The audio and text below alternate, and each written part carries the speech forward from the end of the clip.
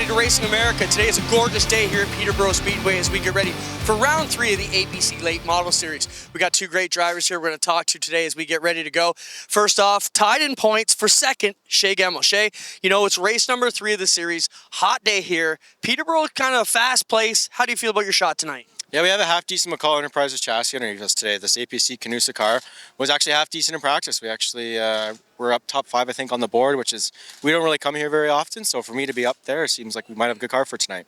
What's the one thing about Peterborough that maybe has you concerned going into the race tonight?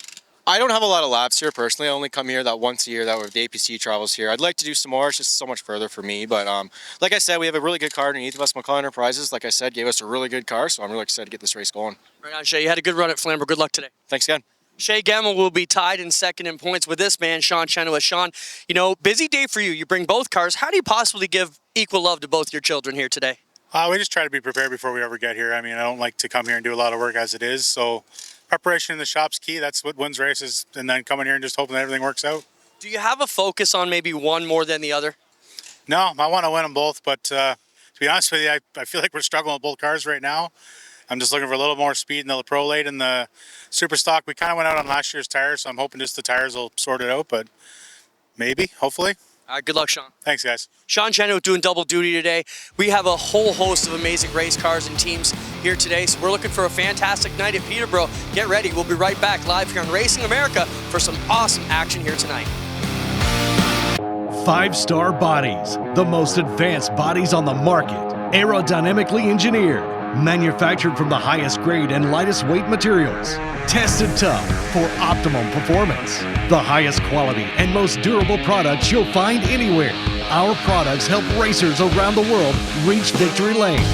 Winning never looked so good. Faster, lighter, stronger, better. 5-star.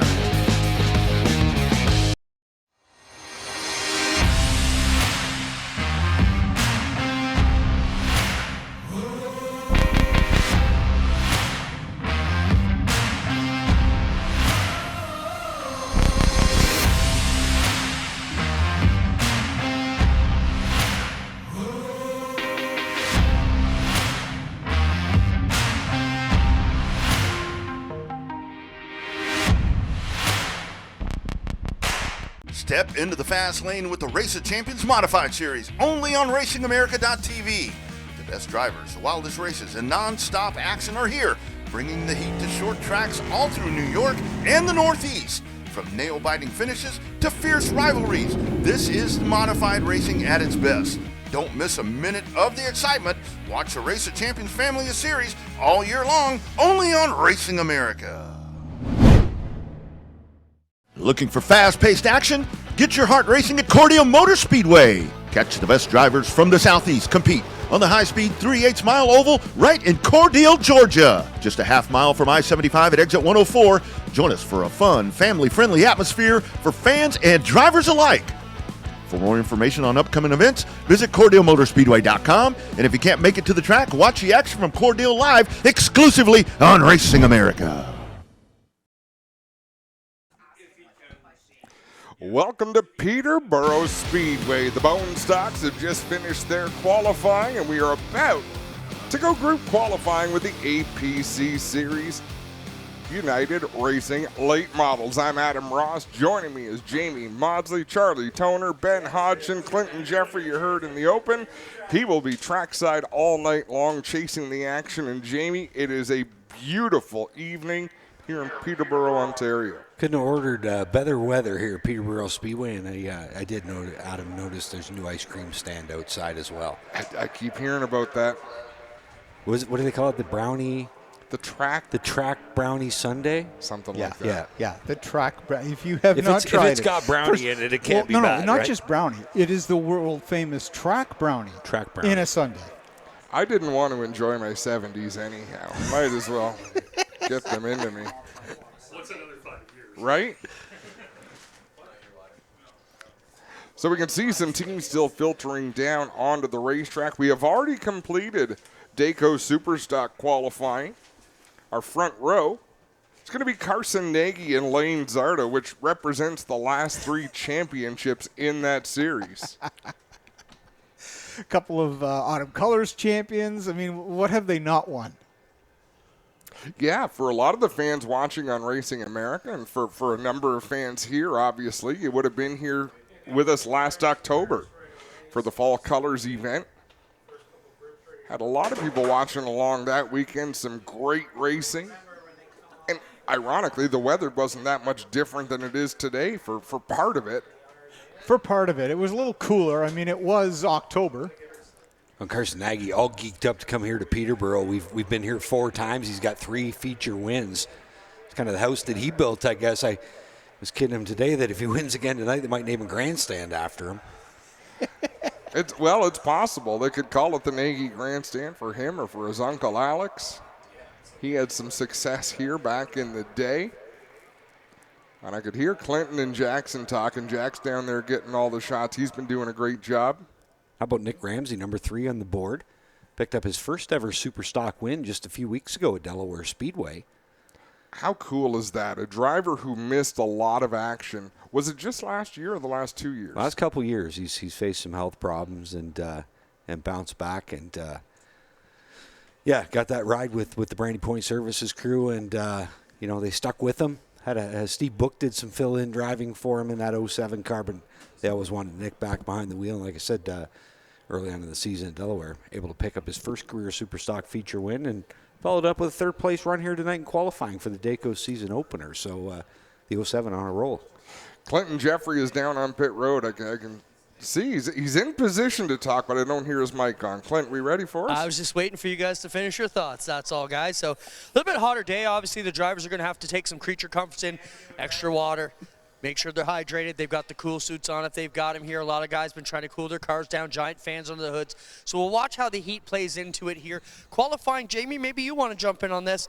What is this hot sun going to do for these drivers as they get ready to qualify here today? Maybe a little bit different than the last time some were here with Autumn Colors in October or the last time we were here last year. The track record's a 13.189, June 18th, 2022 by J.R. Fitzpatrick, and I don't think I have to go far out on the limb to say we are not going to set that here today. I don't know. I wouldn't have thought so either, but Carson Nagy just about knocked off a Superstock track record. He only missed by 2/100ths of a second.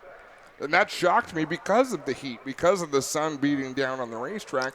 Generally, that takes grip away from the racing surface. And, of course, we've also had a whole set of heat races between the Superstock qualifying in now as well, putting a little bit more rubber down on this 3rd mile surface. So should be good. Obviously, the goal to get in the top 5, so you're in that top 5 invert, which we invert via points. And obviously, if you can start in the top 5, it's going to make it easier to get to victory lane here tonight.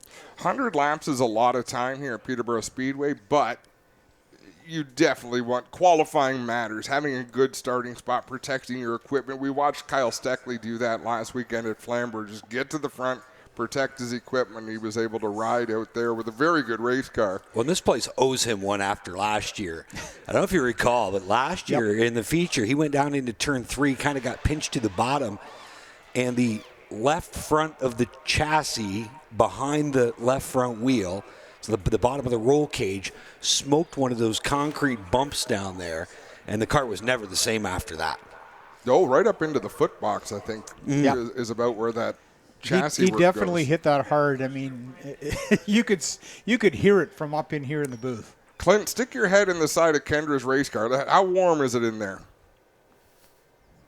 Well, a little bit tough. Jack's got his camera in one side, and Dad's putting the window net up on the other. But it is hot down here, guys.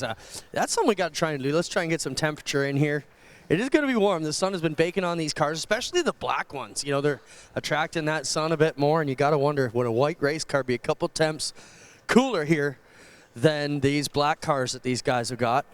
And I should say ladies, too, because Kendra's in a black one. And kudos to Kendra Adams for coming out and racing the series this year. She and Corey McAllister both battling, making that rookie battle a lot of fun. I don't believe we've ever had a full-time female competitor for a whole season. I don't believe we ever have. I'm not sure. I wouldn't think so. I'm trying to think back. Yeah. No, I'm going to say no. This is the first one. Who could it be? Sam Shaw, but I don't think she ever ran. I got Corey McAllister here. Corey, you know, as a rookie on the tour, working to work in your qualifying laps, this is a very important part of your night. You know, what kind of coaching are the crew giving you or your team to tell you to make sure you nail these next 5 minutes? We just got to get the heat in the tires and then hit our marks here every time. And with this class being so competitive and so tight, just hitting the marks every lap is really important. Corey, you've raced a lot of different series. You own a lot of different race cars with different drivers behind the wheel. Why do you choose to drive this car in this series? I just feel like we've won a lot in every other series. This is definitely a big challenge for us. And racing against these guys, it's definitely showing the talent that's out there because we've struggled a little bit here off the start, but we're going to keep digging. Good luck, Corey. Thanks a lot. Corey McAllister, guys, with some important laps coming up in just a moment. I feel terrible. I forgot about Peyton Jacobs running full time with us early on in this series. You should feel terrible. So no, it's funny. You know, there's so much racing goes on. The series came about in 2015.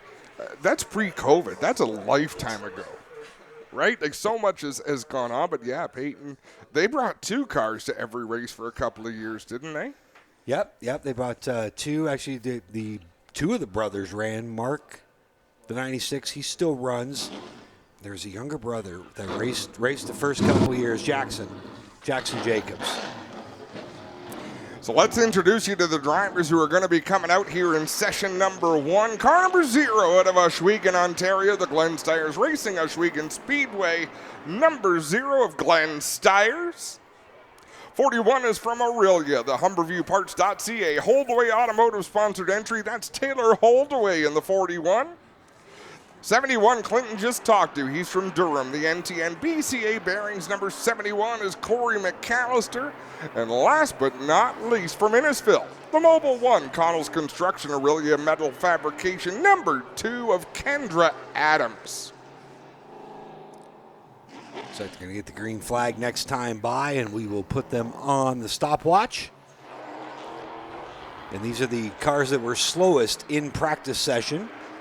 Yeah, every session that comes out is going to be a little faster than the one before, in theory. But I'll tell you, Glenn Stiers can lay down a good time trial lap, especially at Sunset Speedway. We'll see what the Zero Hero can do here off of turn 4. I'm sorry, that's reserved for Tom Jones. For those of us who are 50 or older. There's probably people haven't even heard of ASA before. That's right. 13.189 the time they're chasing. Taylor Holdaway about a second off of that mark on lap number 1. He'll pick it up on lap 2 to a 13.7.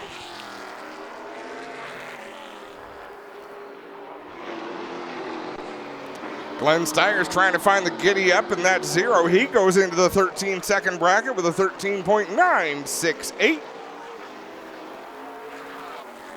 Taylor Holdaway a little quicker still, 13.664. So every lap so far up to the white flag lap, these drivers have gone a little bit faster, but the gains are slowing down. 627 is now where Taylor Holdaway is as the checkered flag flies for Glenn Stiers. And he picks it up, 13.714, good enough for P2, 13.609 for Taylor Holdaway. Corey McAllister with a 13.8, and Kendra Adams with a 13.944. They all got down into the 13-second range, and Jamie Maudsley, they all turned their fastest lap on the final lap. That's going to be something to watch. These speeds will, obviously, are going to increase as they put heat in the rubber. And next group out right now. Yeah, the 94 is the first on track from Pickering. The Real Landscaping Plus, Langeal Metal Recycling and Truck Parts, Snow City Cycle and Marine 94. It's Corey Luciano. The 89C from Plattsville, the London Recreational Racing, Wakecred Automotive Parts, VP Racing Fuels, KR Communication 89C is Sean Chenoweth.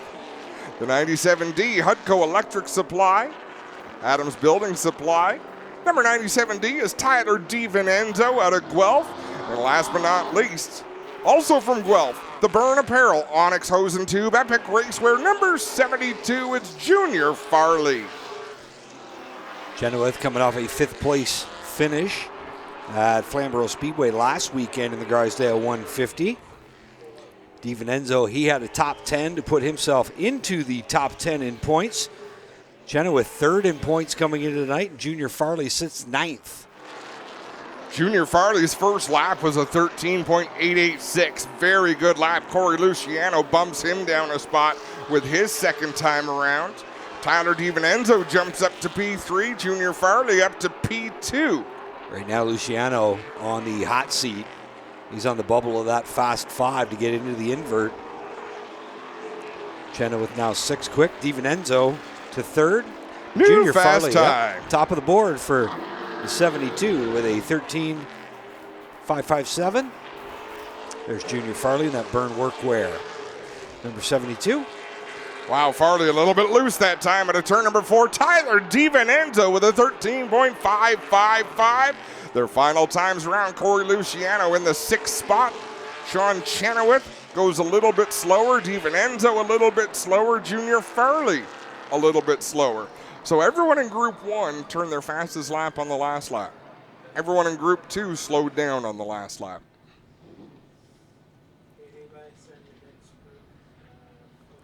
Follow me for more stats that don't really matter. Steyers are in the hot seat right now. So 3 of the 4 were able to get themselves into the top 5. Steyers sits 5th right now on the bump position. This driver came out a little bit quickly. He's got a lot of gap. He's out of Guelph, the Wellington System. Shaw Motorsports 83 is Dale Shaw. 16, no stranger here at Peterborough Speedway, out of Norwood. Beautiful looking Liuna sponsored race car. That is Ryan Kimball. Next up, from Orangeville, the Just Foam at Stage It With Style Spyra Fire Protection 18 of Cole Quinton. And in the 81 from Port Hope, the Signs Flooring Facility Services 81 is Jacob Mercer. You can see Jacob Mercer here at his home track. Looking for good things from him tonight. Doing some traveling this year. He's been hitting the road.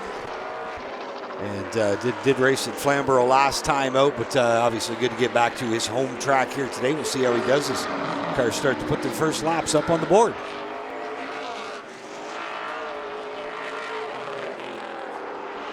Jacob Mercer with the best opening lap from this group. Now they're up to lap 2. Dale Shaw's into the top 5. Ryan Kimball's into the top 5. Kimball, usually a qualifying machine. Jacob Mercer into the top 5, so they're 3rd, 4th, and 5th right now. New fast time, 13.524 for Ryan Kimball.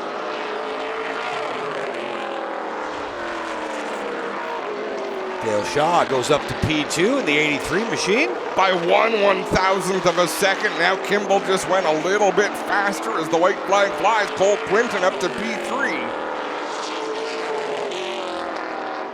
So Dale Shaw goes a little bit slower. Sorry, Jamie. Mercer was the fastest on lap 1 of this group, but not able to pick it up as much as everybody else was. No, he wasn't. He'll wind up 7th, but how about Ryan Kimball's final 2 laps of qualifying were 1/1000th of a second apart.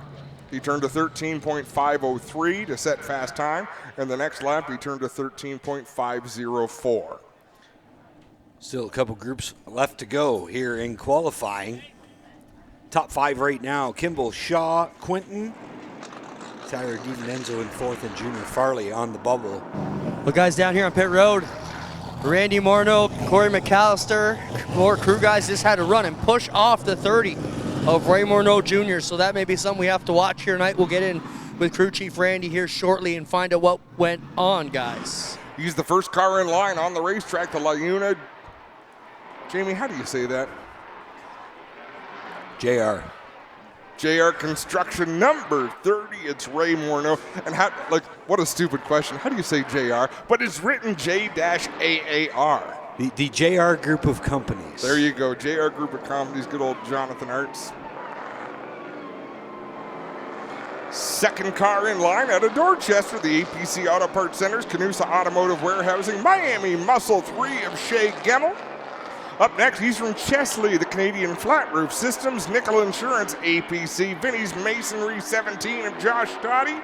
And rounding out this group from Kilworth, the Domus Developments, H&N Roofing, Southwest Property Care, Vienna Dental, number 19 of Connor Pritico.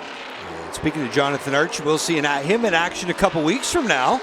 He'll be racing the APC race at Delaware on Canada Day weekend. And Adam, wait till you get a load of him. He's improved already this year.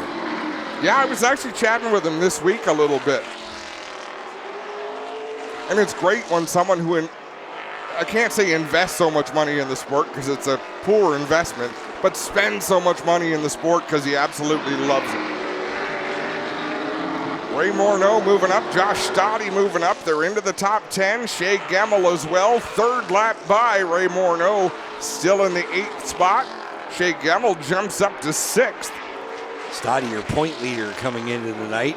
New fast time for Josh Stoddy, 13.488.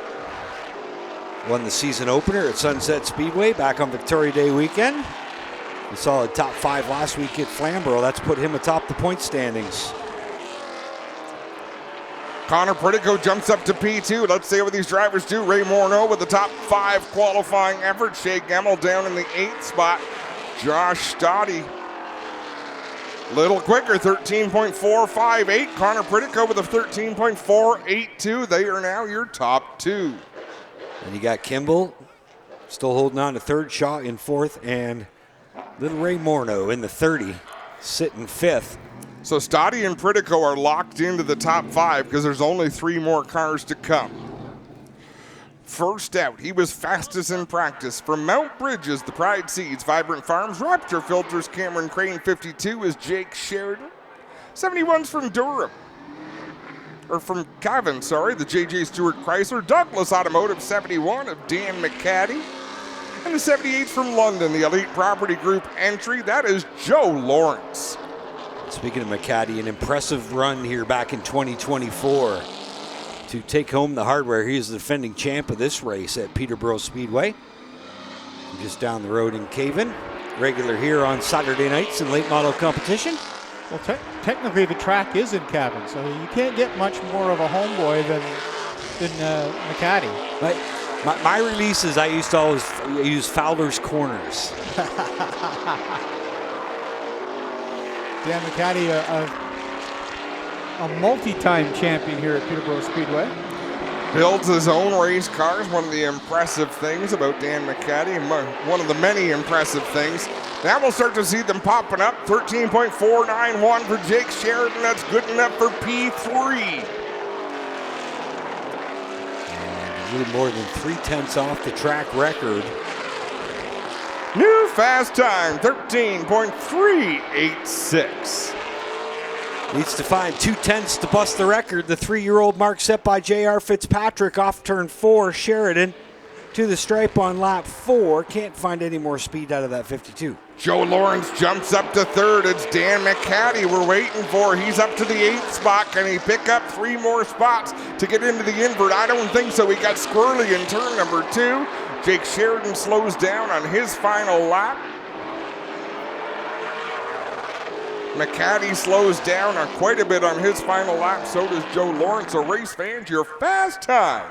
Your epic racewear fast time is Jake Sheridan in the 52, the 17, Josh Stoddy, 78, Joe Lawrence, 19, Connor Pritico, and the 16 of Ryan Kimball. All make it into tonight's invert. Dale Shaw comes home 6th, Ray Morneau 7th, Dan McCaddy 8th, Cole Quinton 9th, and Tyler DiVincenzo rounds out the top 10. Let's work you back through the rest of the field. 11th to Shea Gemmel in the 3, 12th to 72 of Junior Fardy, then the 41 of Taylor Holdaway, the 81 Jacob Mercer, with Sean Chenoweth in the 89C, timing in 15th. Final 4 qualifiers. Glenn Stiers in the 0, Corey Luciano in the 94, Corey McAllister in the 71, and the other rookie combatant, the 2, Kendra and Adams, who qualified 19th. I made a cardinal mistake, Jamie. I lost track of Clinton Jeffrey. Now I see him. He's waiting for Jake Sheridan to pop out of that race car.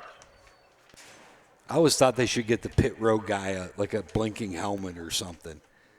He wore a hot dog suit last night because it was Halloween in June over at Schweigen. Here comes Jake Sheridan in that Pride Seed suit. Great-looking number 52, and he's going to chat with Clinton Jeffrey. Well, he will pick up the Epic Raceway Fast Time Award, and that is a good start to your night, Jake. Let's talk quickly about Peterborough. I want to talk about what we got coming up at Delaware in a couple weeks, because that's a great program. How do you feel about Peterborough? Is it a place you're happy and comfortable? I've always really enjoyed racing here. I mean, it's kind of a racetrack. I got my first Super Outlaw win here, which is pretty cool, and I got a couple of poles here in these things, and we've always ran really well. So, never won an APC race here. I don't think we've finished off the podium yet here, though. So, had some good momentum. Just, you know, these places are tough, man, and you run a place like this, it's so abrasive, it's so fast. Any little imperfection you got in your race car, it's pretty hard to make up for. You know, in 20, 30 laps, it's going to get a lot worse. So, we're decent. I mean, we got really good speed, but we had a hard time hanging on to it at Flamborough. So hopefully we're right here. The McCall boys got this thing dialed in really, really good so far, and I'm really happy with all day. Rolled off the trailer just like this. So everyone's done a great job, and, you know, we got 100 laps to try and prove ourselves tonight.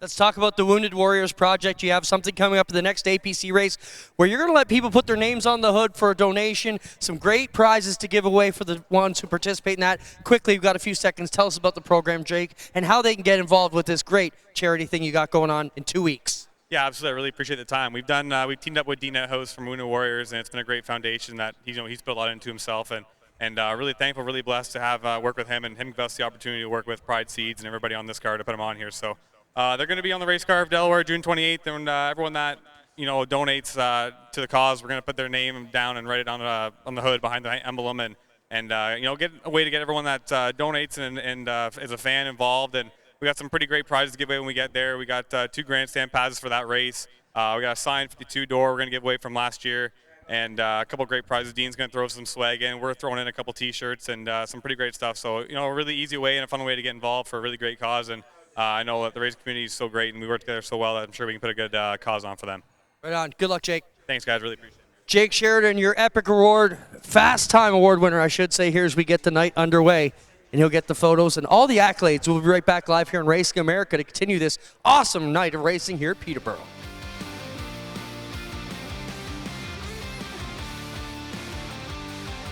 Communication is key in the racing world. When it comes to at-the-track communications, there is only one place to call. Racing Electronics is the #1 source for professional race communications worldwide. Over 20 years in the business proves their dedication to the sport. With every driver and crew communication, two-way radios and headsets, scanners and more, Racing Electronics is a one-stop communication source for all your motorsports needs. Before the green flag flies, make sure you have all your team communication gear from Racing Electronics. Stop by and see a Racing Electronics representative at the track near you. Visit their showroom in Concord, North Carolina, or order online at racingelectronics.com.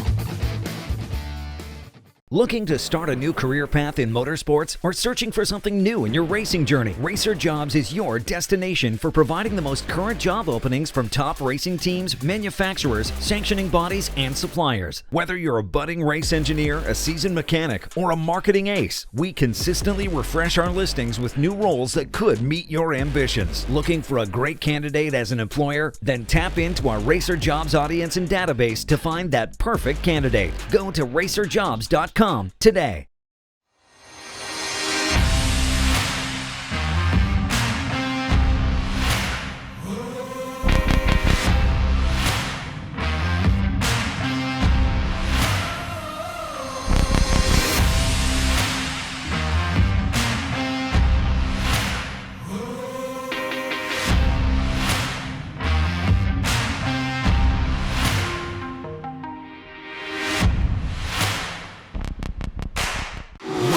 The home of all race fans, Racing America, live short track racing. Looking for the green flag, and the Snowball Derby is underway. Exclusive NASCAR Cup team content. Enjoy competing with your teammates. You already know. Behind the scenes access. Great car, puts on a great show. I'm excited about it. Claim your front row seat to watch the excitement. Mission accomplished. And drama. Car lifts up in the air. From grassroots to NASCAR. Join us at the home for race fans everywhere. You're watching Racing America, right here on Racing America. Racing America, it's in our DNA.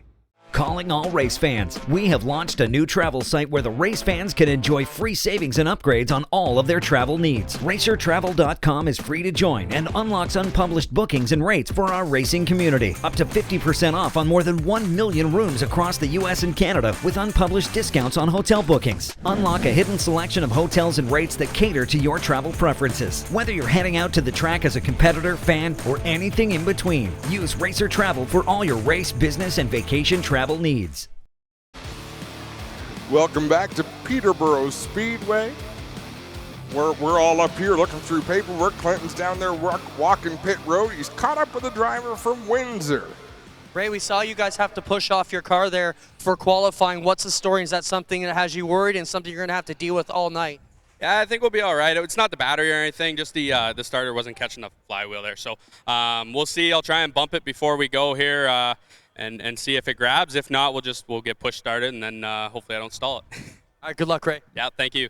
These guys have a long way to come, guys. If you recall at Sunset on the opener, they had an engine problem early in the day, could not get it fixed. They had a car, engine just ran out of time. And so tough break for Ray Morneau, and they're going to try and battle that here tonight as well. Like he says, once the cars are rolling, it should be okay. Before the season started, we had the opportunity to talk to a lot of these race car drivers. Let's catch up with Ray Morneau and what he had to say before things got underway. This will be your second season of full APC racing in a row. How pumped up are you to go at the schedule for a second time? I'm super excited. We had a really, I'd say a decent year last year. Our goal was to get better the second time around to the tracks, and we did that. We could build a notebook from the first race, work off that, and we were better. Like I said, every race we went back. So to go back this year for a third and fourth time to most of these tracks, I think we're going to be in a lot better shape, and hopefully that'll translate to better finishes. Do you think it's any harder for drivers coming from Delaware Speedway? Because all the other tracks are so much different. I don't think so. It's like you said, it's a lot smaller, a lot more stop and go. I find Delaware's really momentum-based track. But I personally, I love Sauble, and it's a stop and go track. So I don't think you're at a disadvantage. Delaware is a little bit of a tough track to get a handle on. It's got two different ends, so you got to get used to that. So I think you're pretty well equipped to go anywhere. Every track kind of has a reputation before you get to it. You know, Peterborough is treacherous. Flamborough, you don't know what you're going to get when you go to that. Is there any place that was a pleasant surprise? You thought, you know what, I really dig this place. Sauble would be that for me. Being a really small track, right? I didn't know what to expect, and there's some beating and banging, but it was a lot of fun. I really enjoyed it. What do you set out for goals this year, Ray? I'd say, looking off of last year, I feel we could win an APC race, which would be huge. So that's one of our goals, and of course, see how the year goes. But as of right now, we're going to try and win the championship.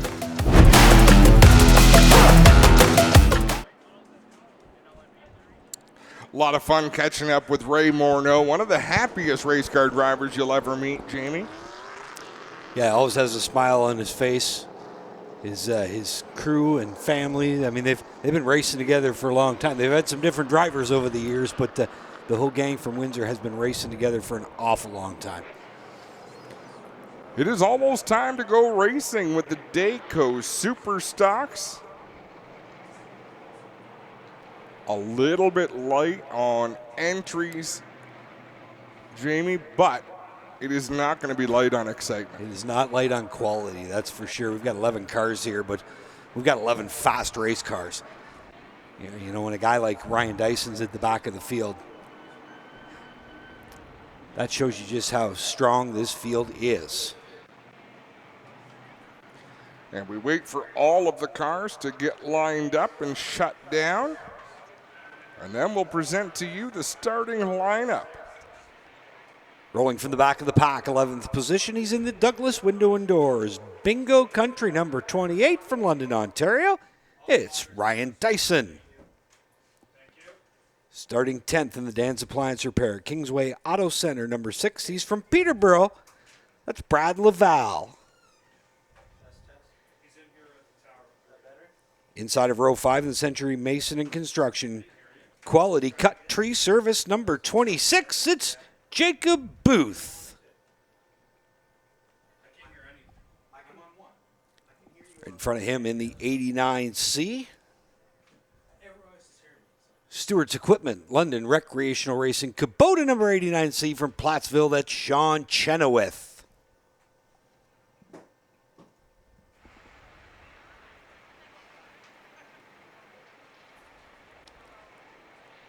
Starting on the outside of row 3, he's in the Preston Appliances, number 23. Put your hands together for Connor Maltese.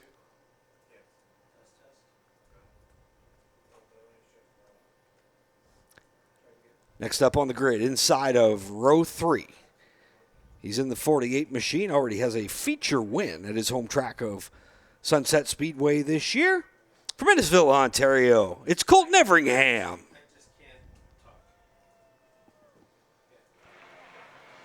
On the outside of row 2, he's from Woodville in the DeBello Towing number 16. It's Anthony DeBello.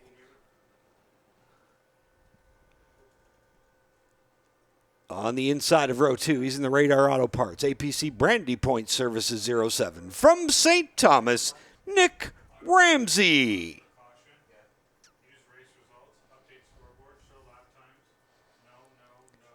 Next up in the 36, the Bester Wood Products RMP machine from Brampton, Ontario. Former Dayco Superstock champion, the Throwbilly Lane Zardo. And alongside him on the pole, in the 93, the Humberview Parts.ca, Queenston Chevrolet 93. From Mount Hope, Ontario, 3-time winner here at Peterborough Speedway, it's Carson Nagy. So it looks like, Adam, we are just short one car. Hudson Nagy not making the call in the 36. They fought the electrical gremlins in that car for the first 3 quarters of last year before they finally put it on the shelf. They replaced everything but the driver over the winter. And they're still struggling with a miss in that car and have been all 2025. I got Carson Nagy here. Carson, you get ready to go here. It's a hot day. How do you handle the heat? Yeah, I'm feeling pretty good, man.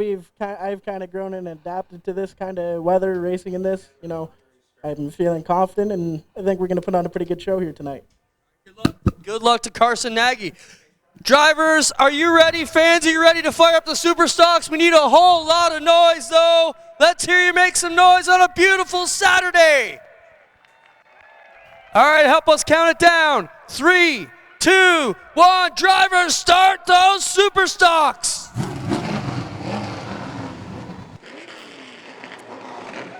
Field roars to life.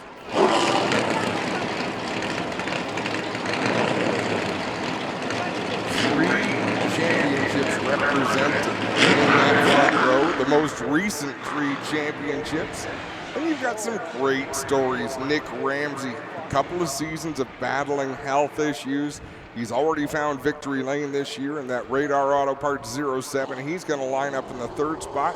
We welcome Ben Hodgson back to the booth. Ben, great to have you. Tell us a little bit about Anthony DeBello. Anthony DeBello, no stranger here to Canada's toughest 3rd mile oval. Raced here a number of years during the ACC. Always a contender here at the Bull Ring. He's going to make another big impact in this 50-lap feature race tonight. It'll be a lot of fun to watch, that's for sure. Go back to row number 3. We've got Colton Everingham, the beast of a man, having a lot of fun out there in that number 48. And alongside him, Connor Maltese in the 23. A sleeper on this one. He's been a little disappointed how his car is running, but the 89 of Sean Chenoweth is just always good in a super stock. He said he's pretty confident in his equipment, both in the super stock and the late models, to contend for that lead tonight. He's going to try to pick up a checkered flag in both series. 150 total laps for the Chenoweth team. Came within a couple feet of winning here at Peterborough Speedway. Let's talk about Hudson Nagy a little bit more. He made it out onto the racetrack in that 36. The trouble with an electrical issue is you can't find it in the shop. The car has to be under load. It has to be in racing conditions. So you can do all the things that you think are correct, but you get to the racetrack and you find out things are missing again. The car's still got a miss. So super frustrating. But his dad, Jim Nagy, he's been around these cars a long, long time. Ladies and gentlemen, grab your hats, grab your program, give these drivers a wave. They will be waving back when they come by the line this time. They're about to do battle for 50 laps here at Peterborough Speedway. Hey, we'll go with our nightly trivia question. Throw that out there? Why not? Okay, we've been here 4 times to Peterborough Speedway. We've already told you Carson Nagy's won 3 of them. Who won the 4th? Dun, dun, dun. We'll get back to you in a bit. Don't look at me. I never have the answer. 5 minutes after this race ends, I won't be able to tell you who won.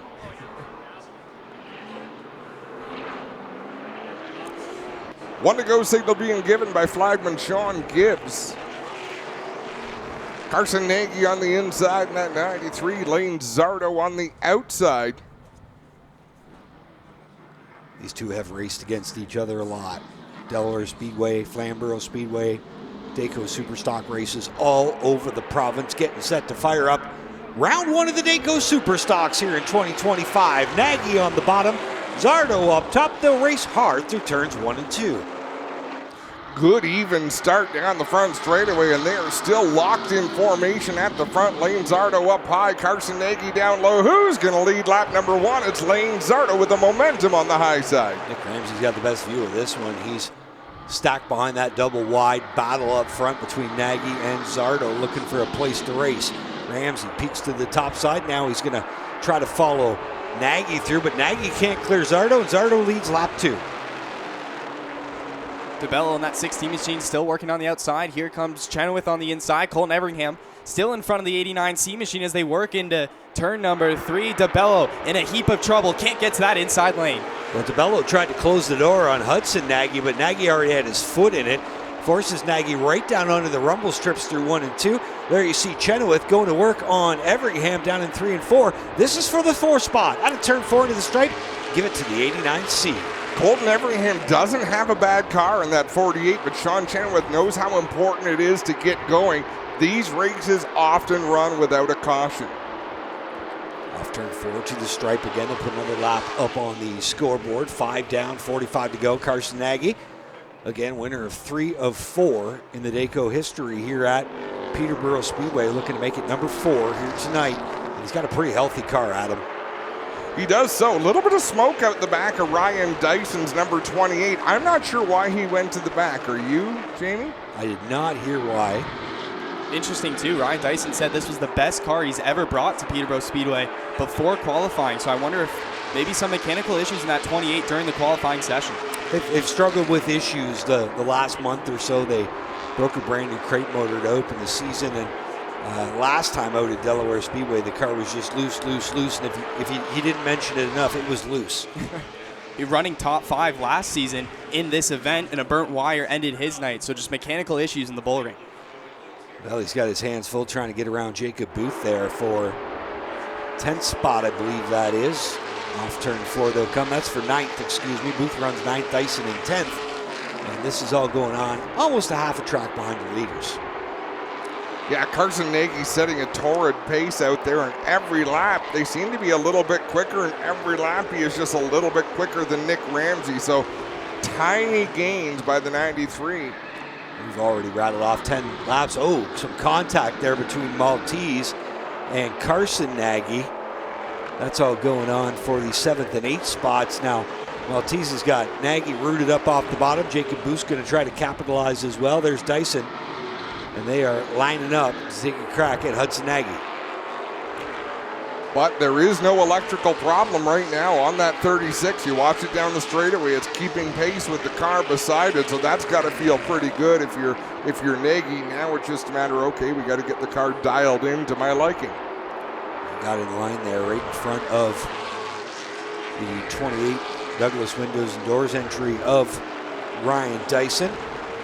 Right behind Jacob Booth, and now Booth has got by Nagy and is slowly starting to pull away while Dyson's trying to put the heat on him. Again, this is all going on for 8th, 9th, 10th spot in the field. Carson Nagy lost a little bit of time on the outside of Brad Laval, but then Nick Ramsey lost a little bit of time trying to get around that same lap car, Ben. Brad Laval, a regular here at Peterborough Speedway, not quite up to snub with these super stocks. As you see Chenoweth go on the outside as well, heading into turn 1. So Laval giving your leaders lots of room. Chenoweth sitting 4th right now, but he is a whole straightaway behind 3rd place Lane Zardo. 35 laps to go, now 34, as they just keep ticking off in a hurry here. Well, they do. This is a small racetrack, a tight racetrack, big on momentum, but the laps click off very, very quickly, under 15 seconds, so you're 4 laps to a minute. And you said you didn't do math, Adam. I got a surprise up my sleeve now and then.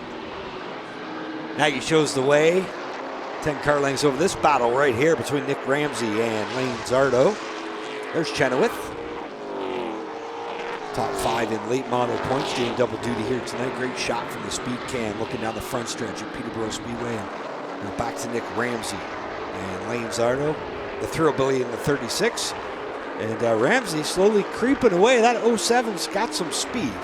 Yeah, a little bit surprised Lane Zardo not able to keep pace with the 07 or with Carson Nagy out there.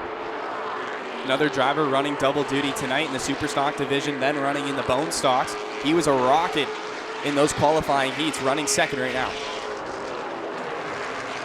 And this all going on 10 car lengths behind your leader. There's Brad Laval. And the only car a lap down right now. The leader, Carson Nagy, going to get into lap traffic probably 5 or so laps from now. Still watching that great battle for 2nd between Nick Ramsey and the Thrill-Billy, Lane Zardo. Lane Zardo with plenty of experience up here at Peterborough Speedway. That familiar Bester Forest Products number 36. That car's been traveling the province for, would you say, decades, Jamie? Long time, long time. I know Murray Grubb was racing at Sauble long before he started coming to Delaware Speedway, and that was in the late 90s. He used to race a Sportsman there on Friday nights. And then obviously turning over the controls and putting Lane Zardo behind it 5-6 years ago now. And it's worked out pretty well for both car owner and driver, I think, Adam. If I remember right, he did it because he had surgery on one of his knees. I think it was an injury of some sort, knocked him out for a bit. But I think he realized he had a lot of fun watching Lane do his thing and providing the equipment. Yeah, probably the first time Lane got out of the car. Is that what that looked like? Get out of the car? That tired? Let the kids do it. Here's Dyson looking on the inside in turn number 1. Trying to get to that inside lane. The preferred line here at Canada's toughest 3rd mile oval. Door to door in 3 and 4. So race for 9th. Already halfway through this one. Hudson Nagy doing a nice job of trying to pinch down Ryan Dyson, keep him right around the inside of the racetrack, but Dyson is a little bit better, and that 28 gets around. And the answer to the trivia question, we'll throw it out there now. The New Age Punisher, Jason Parker. That was the race that Chenoweth led right up till about 200 feet to go. Some of them go like that here at Peterborough Speedway. You don't have to lead them all, you just have to lead the last one. Got one off the pace, Jacob Booth, and that blue and white number 26 gets down to the inside. He's going to roll down pit road and knock the 26 from contention here tonight. There you see your leader, Carson Nagy, working through 1 and 2, 20 laps left to go. He has pretty much had his way with the field. The lead right now, it's not even in car lengths, it's in seconds, and it's there's 3 of them between him and 2nd place. That is a healthy margin to overcome for Nick Ramsey. Where the first few laps, the difference was a couple hundredths of a second. Now it's more than a 1/10 of a second every lap, so that will definitely add up. Connor Maltese gets way up out of the groove in 1 and 2, trying to go around Brad Laval. Tried again in 3 and 4, keep it a little bit tighter, but still, that outside groove gets away from you. Clinton, what's going on? Jacob Booth brought the 26 and the crew went onto the dash area and unplugged what I believe is a rev limiter or something like that. It was a digital box with the RPMs read out on it. They just unplugged it, it went dark, and he rolled away. Huh. Did he touch his Apple smartwatch at all, Clint? That I cannot verify yet. Unplug it, plug it back in, right? That's the rule. Always works. There's a lot of trickery going on in this sport.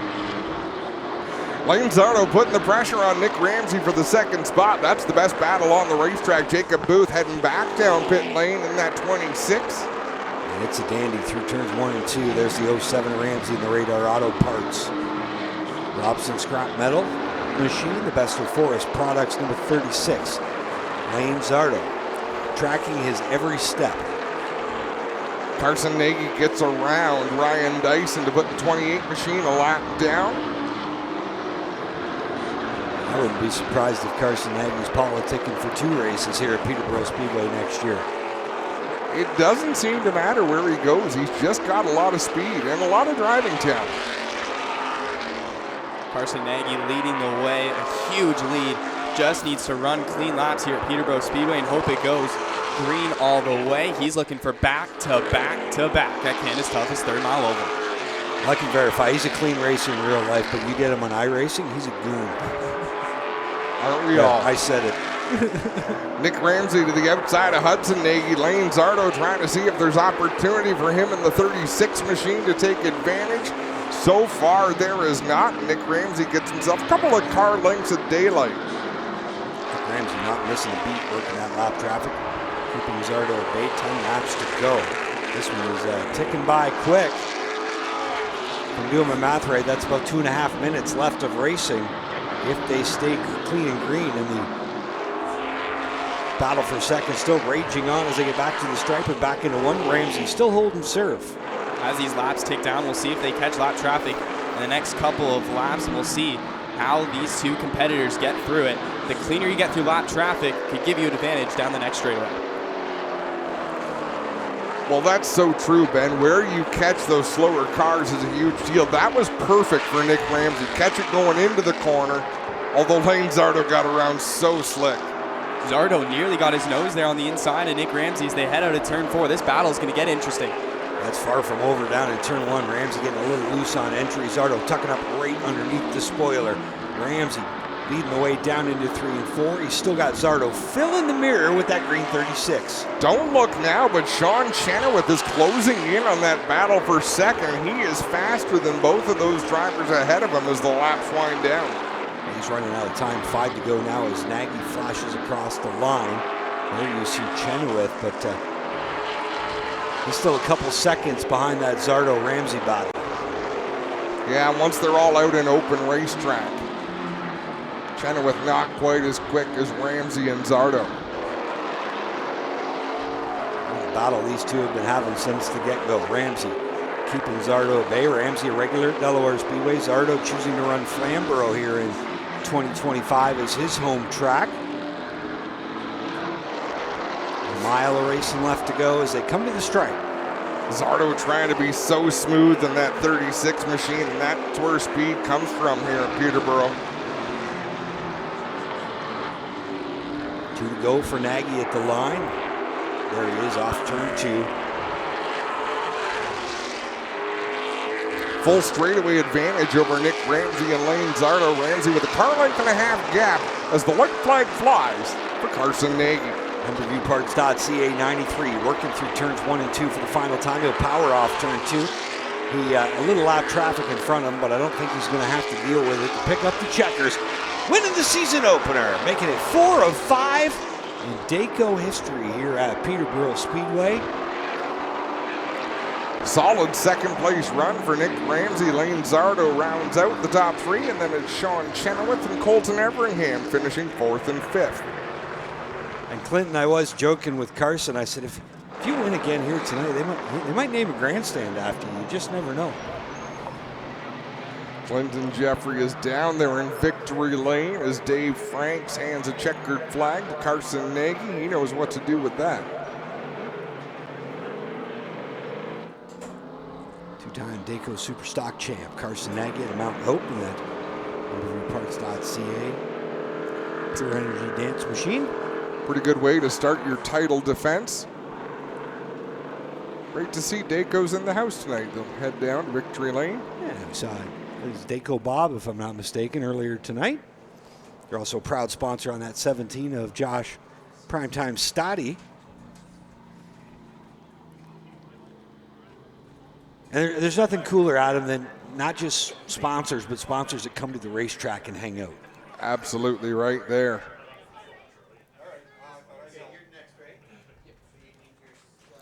Carson Nagy brings it down into victory lane.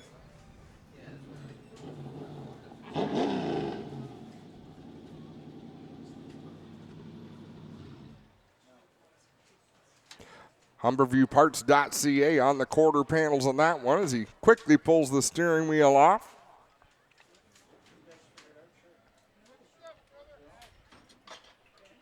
I have a feeling he's going to want out of that car in a hurry. It's warm in there.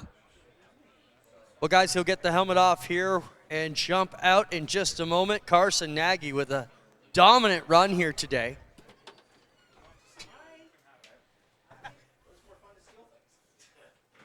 Here he comes, ladies and gentlemen.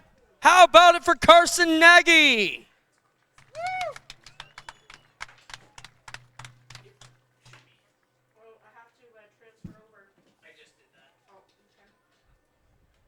Carson, what a drive here today. I don't know if you thought you were going to get it done so well, but man, that was a crushing win there. You had them by a full straightaway at the end. What got this car so good today?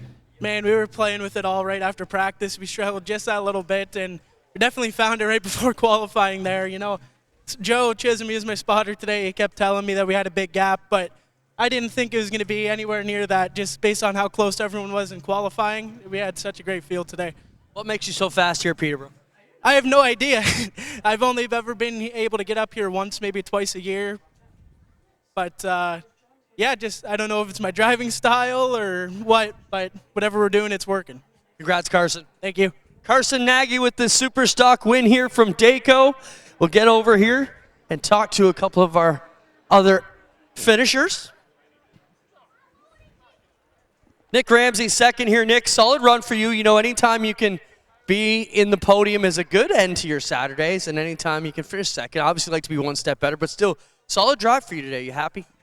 I'm very happy. I mean, I haven't ran a 50-lapper in a couple years, and that is tough, especially with one of the best right on your bumper every lap.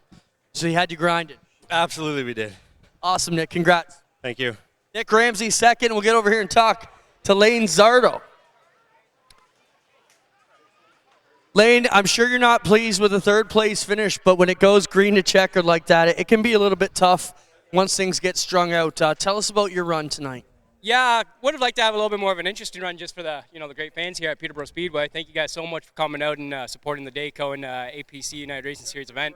I had a good jump, like very side-by-side initial start with Nagy. Kind of got a good jump on him going down the back chute, and really felt like if I could pinch him off kind of going down, I could have controlled the race, but I could only run about 80% that whole time. I couldn't get the power down in this big Montgomery Ford Sales Mustang. I just couldn't get the power down coming off of 2, and it wasn't worth it to be any more aggressive to try to get a second place finish. So congrats to Carson. Congrats, I think that's 4 races he won here? Yeah, he's been running really good lately. And congrats to Nick. We've waited a long time for him to come back with his health issue. So congrats to the 2 guys ahead of me. Right on. Lane Zard will be third. Nick Ramsey will be second. And your winner tonight, Carson Nagy, gets it done. We'll be right back after a short break here on Racing America.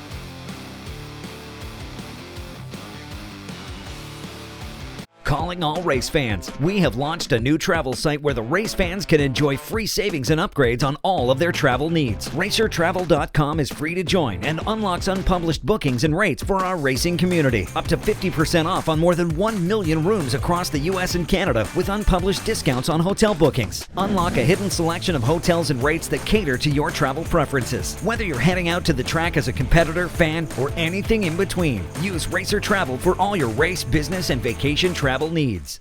The My Race Pass app is your motorsports headquarters on race night. With over 800 organizations across multiple forms of motorsports, you'll always have the information you need in the palm of your hand. Race day information with official entries, lineups, live timing and drag racing timing slips, official results, point standings, announcer audio, fantasy racing, and so much more. Don't be left in the dark on race night. Download the My Race Pass app today in Google Play and the App Store. My Race Pass, the ultimate racing resource. 5-star bodies, the most advanced bodies on the market, aerodynamically engineered, manufactured from the highest grade and lightest weight materials. Tested tough for optimum performance.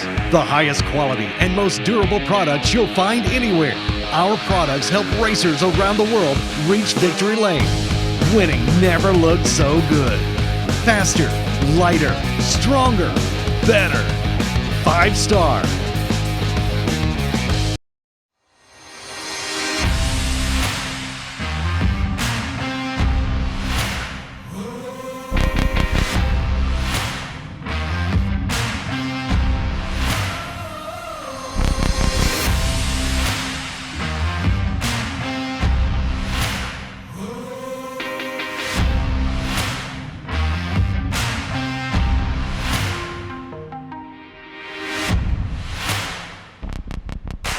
Step into the fast lane with the Race of Champions Modified Series, only on RacingAmerica.tv.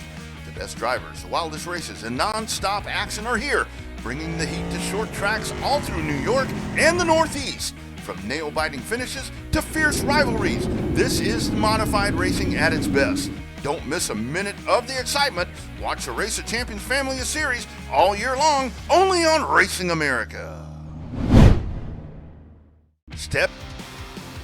Welcome back to Peterborough Speedway live here on Racing America.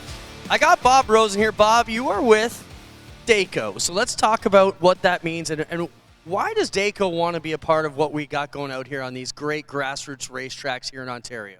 Well, first of all, thank the fans and the racers for putting on a tremendous show. There's no place we'd rather be on a Saturday night than in Peterborough. How about a shout out for Peterborough? And so as an OE manufacturer of automotive product, a lot of the parts that you see under the hood of these cars are actually made by our company. So it makes sense that we would be part of it. But it's a great venue. United APC Series puts on a great event. We're happy to be a sponsor with them. Great partners. Well, you've been great to step up in the last couple of years. Mr. Rosen, thanks for all your help and support, and we look forward to seeing you at the tracks a lot more. Absolutely. Many, many more. Thank you, sir. Have a great day.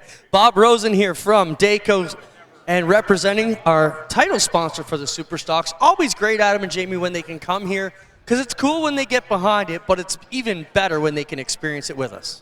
Yeah, Clinton, that's exactly what Jamie was just saying when we talked about Dayco, Bob, coming along. Let's have a look at the upcoming calendar here at Peterborough Speedway while we have a chance. We're waiting for the bone stocks to come out and get lined up. June 21st, it's Autism Awareness Night. Sorry, Charlie. Charlie is scrambling to find his schedule. I was scrambling to find my schedule. Yeah, Autism Awareness Night coming up on June 21st, along with the mini stocks Renegade trucks. If you haven't seen the 6-cylinder Renegade trucks, they are a fun race to watch. Late models, of course, are back. Junior late models, and our only appearance of the TQ midgets for the season. Then it's double tuning night. $4 a person to get in. For fan appreciation, bone stocks, mini stocks, super stocks, late models, and the Legend Series. Of course, the famous Legend Series that runs international. July 5th, Bill Pickford Memorial Race, and well, hopefully you could read the rest of the schedule. The bone stocks are coming on the racetrack. Okay, we bring them back. The Bill Pickford Memorial Race, bone stocks, Renegade truck, super stocks, junior late models, OMRS 61, and kids rides. And then July 12th, the Midsummer Bash, the Ontario Outlaw Super Late Models 50-lap event. Mini stocks, Renegade trucks, late models, junior late models, and King of the Hill. That sounds like a fun night. King of the Hill is so much fun. Race your neighbor. Time trials here at Peterborough's Speedway. All right, starting off at the back of the pack for the Battlefield Equipment Bone Stocks out of Barry's Bay, Ontario. The number 44 is Ryan Armstrong. Sharing driving duties on the 0-1 back in row 13 is Dan Kimmerly. Then out of Port Perry, Ontario, in the Canadian Tech Air Systems, D&G General Contractors, Terraco Construction, Cuneo Interiors, and Matt Forsyth Engineers. The number 95 is Chase Downer. The 17 is Eldon Hughes.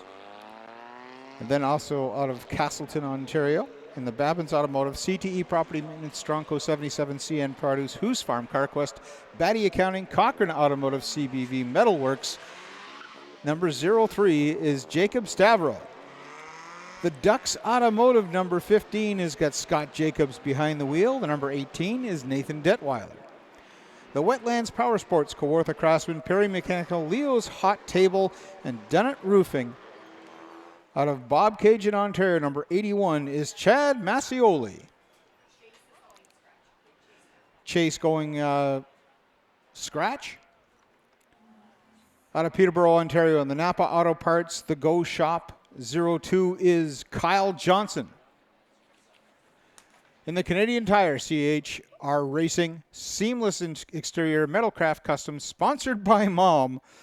Out of Marmora, Ontario, the 09 of Johnny McIntyre.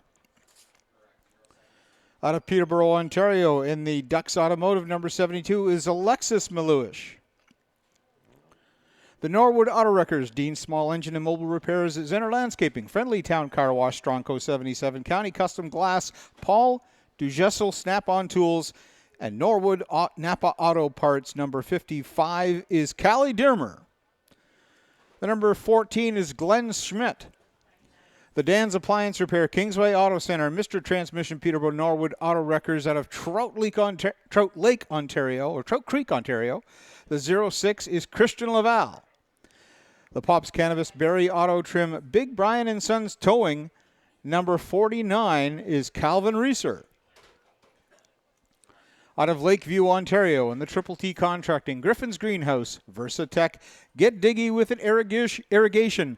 Number 12 is John Bates. We saw lots of activity with John Bates during qualifying.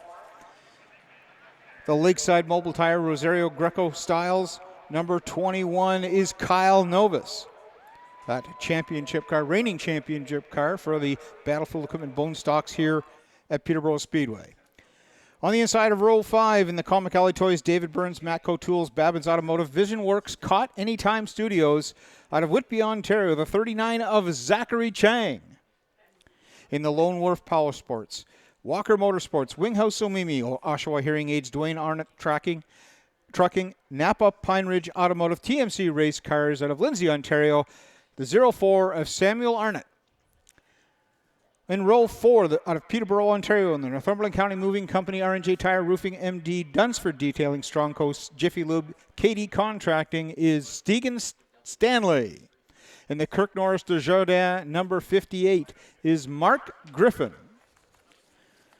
On the inside of the third row, out of Whitby, Ontario, in the Comic Alley Toys, David Burns, Matco Tools, Babbins Automotive, Dale and Candy's DD's Service, Barn Emporium, Vision Works, and Caught Anytime Studios is Victoria McLennan.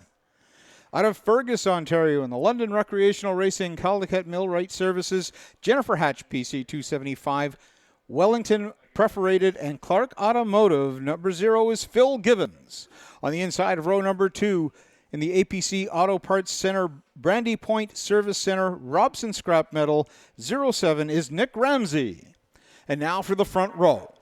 In the Truxie Warehouse, Young Co-Septic Design and Install, Newcastle Recycling, No Limit Power Sports, and Stickers and Scuffs Podcast, number 46 is Alex Delaire. And on the pole position, in the Doc Jones Automotive, Flat Broke Racing, Triple B Racing, Nick and Sophia, number 22, give it up for Craig Cole. 50-lap shootout and a special for the top Peterborough regular at the 25 lap. If they hit the 25 lap and they are the top Peterborough Speedway track runner, they'll get a $25 cash prize from Clark Motorsport Communications. So on top of, the $100 start. Not a bad deal. What a beautiful field of bone stocks lining up to have a 50-lap shootout here at Canada's toughest third mile oval. One of the biggest fields all year long. And what a race this is about to be. We just saw the super stocks go green to checkered. And I can almost say with 99.9% that this will not go green to checkered. An amazing rookie class out here at Peterborough Speedway this season. It's going to allow for some 3-wide racing everywhere across this track. We've seen Zachary Chang go 3-wide, the 49 Reeser go 3-wide in the qualifying heats. Chaos all throughout the 6 qualifying heats, and chaos for the 50-lap feature as well. Some interesting dynamics. It's $100 to take the green flag, which is a great deal for everybody to come out and race. It's $250 to take the checker. And there's nothing for second.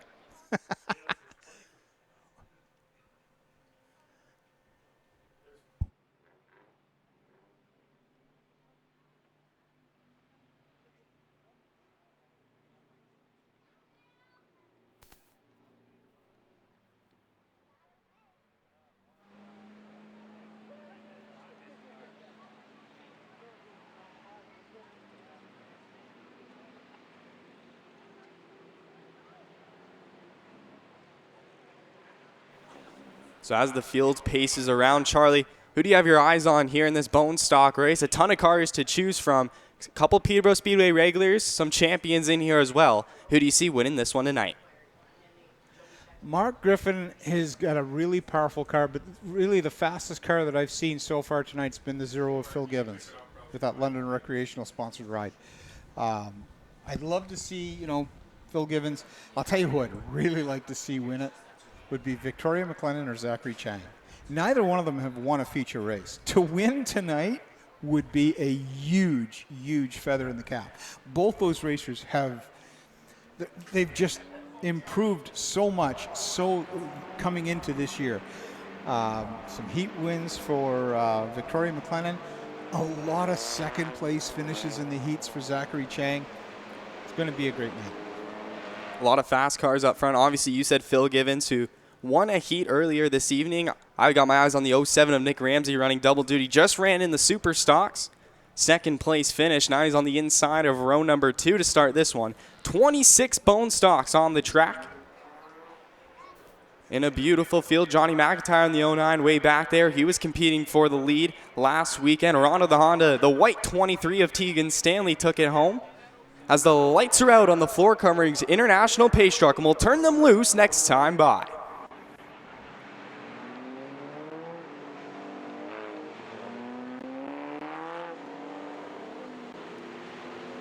"50 laps is an extra distance race, as we've mentioned, so it's always fun to see how well these cars hold together. Once they get to about lap 30, lap 40, parts can get tired on these things. It's going to be a lot of 3-wide racing. Turn 3 is always difficult. We'll see how the drivers navigate it as they head into the start box. The Great Canadian RV green flag is in the air, and the 50-lap shootout is underway at Peterborough. Craig Cole gets a good start. As we were talking about the 07 of Nick Ramsey, he moves up into second, and the 46 of Alex Dallaire as they go down the backstretch and into 3 and 4. Ramsey down on the inside. He's going to take that away from Craig Cole. He's your new leader as they come across the line for the first lap. Clean through lap 1 as Nick Ramsey taking it away. Cole not quite getting that inside lane, but Alex Dallaire can't keep him up there. You want to keep your car glued to that white line as we got 3 wide heading into turn 3. 3 wide trying to make it 4 wide.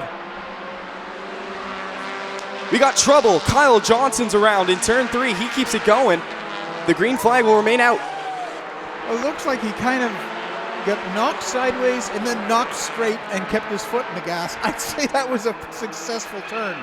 Zachary Chang in that 39 on the outside lane cannot get down as Laval squirts on by. Now here comes Novus to do the same. Reeser's going to look 3 wide into 1. Ramsey putting some distance between him and the rest of the track.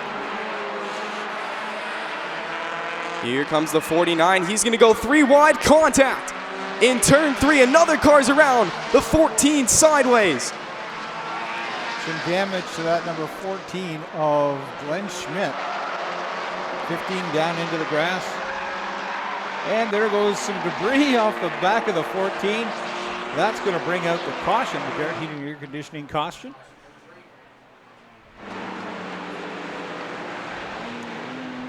Debris in turn number 1. So we get a look at the entire bumper on the inside lane heading into 1. That's off Schmidt's car, who is around in turn 3. There's a ton of cars, just nowhere to go. A few through the grass. So we have our dark heat and air conditioning cleanup crew. Chase Downer down in the infield grass. It looks like he's decided to park it back there. He was having a lot of issues during qualifying.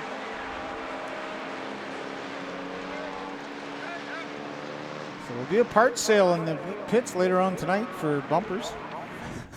Calvin Reeser in that 49 went 3 wide twice. He got into the 21 of Kyle Novus. They almost went sideways, which kind of stacked up the back of the field there, and it was the 14 who went around. So we see that a lot here at Peterborough Speedway. It's the train reaction. You'll see it more with the late models, but when the car in the front row stacks up, there's nothing you can do when you're behind those, as you can't see what's happening in front of you, and you pile in. As we'll get the lineup straightened out here. Caution on lap 4. They go back to the last completed lap to set the lineup for the field. I'm surprised with the amount of beating and banging there was in those opening laps. We didn't see any flat left rears or right front tires. It's just, it's not much different than rush hour in the 401, really. Or 407, it's faster. Except you get to hit people. By accident. It's common in these 50-lap shootouts to see tire rubs pretty early on in the race, and you kind of have to keep your eye on those cars, seeing how they perform throughout the night. That car will get worse and worse as the laps tick down.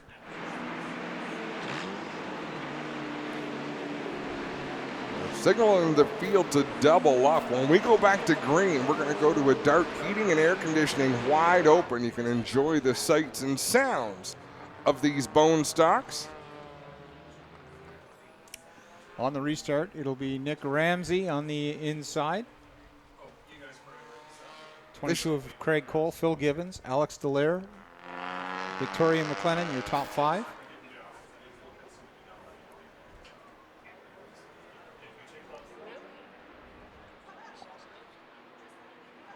One to go signal being given. We'll let them loose next time at a turn number 4. The scoreboard now showing 4 laps complete.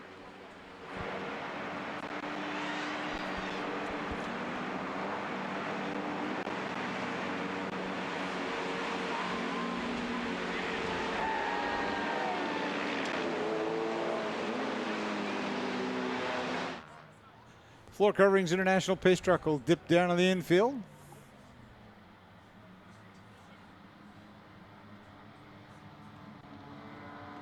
And as the field brings it up to speed in turns 3 and 4, we present to you dark heating and air conditioning wide open.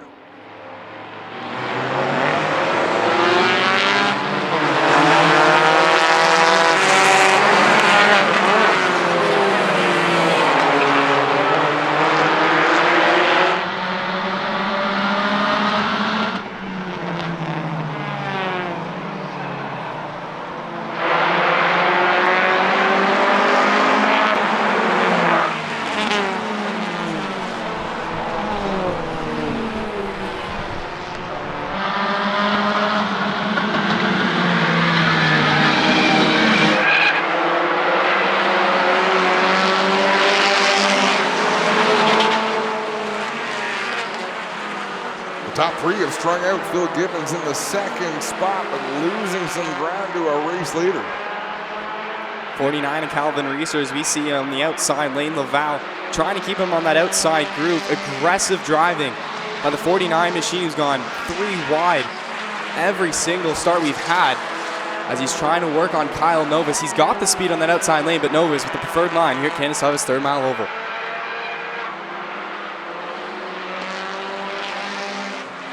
Field starting to string out. Nick Ramsey with a huge lead over Phil Gibbons. A long race ahead. You just got to save your car for the end, as it's Craig Cole rounding out your top 3. McIntyre sideways out at 2. This is going to stack up the field. He might go 3 wide into 3. Kyle Novus getting a lot of pressure from Laval from the back into 49. Of Calvin Reeso on the outside. Keeping that low line, Kyle Novus allowed to hold on to that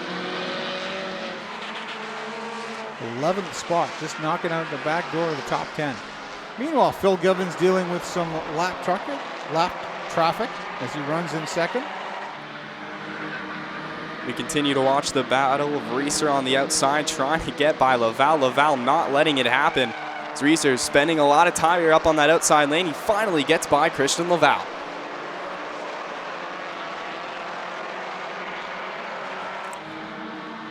After 12 laps, actually, in the top 5 will be Nick Ramsey, Phil Gibbons, Craig Cole, Victoria McLennan, and Tegan Stanley. Tegan Stanley all over the back bumper of Victoria McLennan. Trying to find that inside lane as they get through lap traffic. We're going to go 3 wide into turn 3. Bates in the middle, Dallaire all the way on the high line. Here comes Serenat as well as they come out of 4, still door-to-door down the front stretch.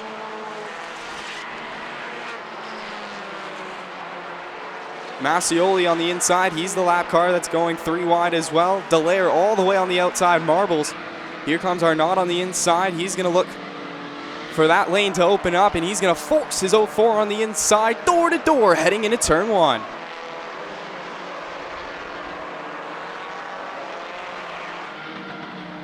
Battle between Victoria McLennan and Tegan Stanley heating up. Tegan Stanley right on the back bumper.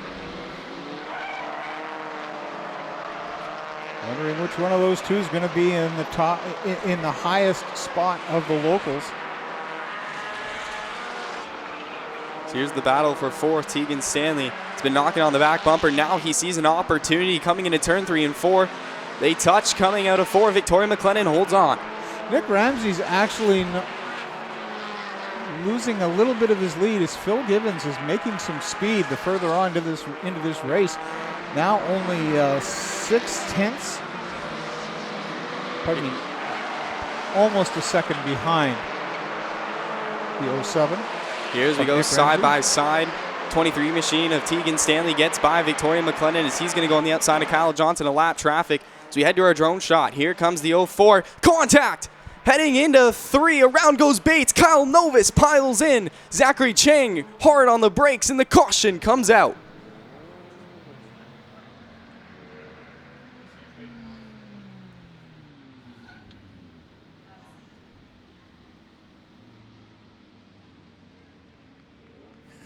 Bates facing the wrong direction, a thumbs up out the driver's side window. As he's had an eventful night here at Peterborough Speedway. He's around in the qualifying heats. As he got into Schmidt. And this time he gets taken out heading into turn 3 as we get our G-Force replay. As they head down the backstretch, Samuel or not.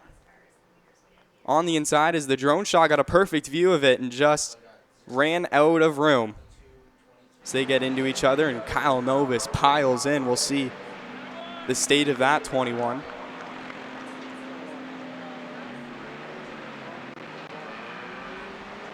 The Dark Heating Air Conditioning cleanup crew attends to Bates. His thumb was up out of the window, but I don't know if he knows his car is probably not going to finish this one as we get another replay heading into turn 3. Just not enough real estate on that inside lane. Big hit from Kyle Novus. Let's get another view from it.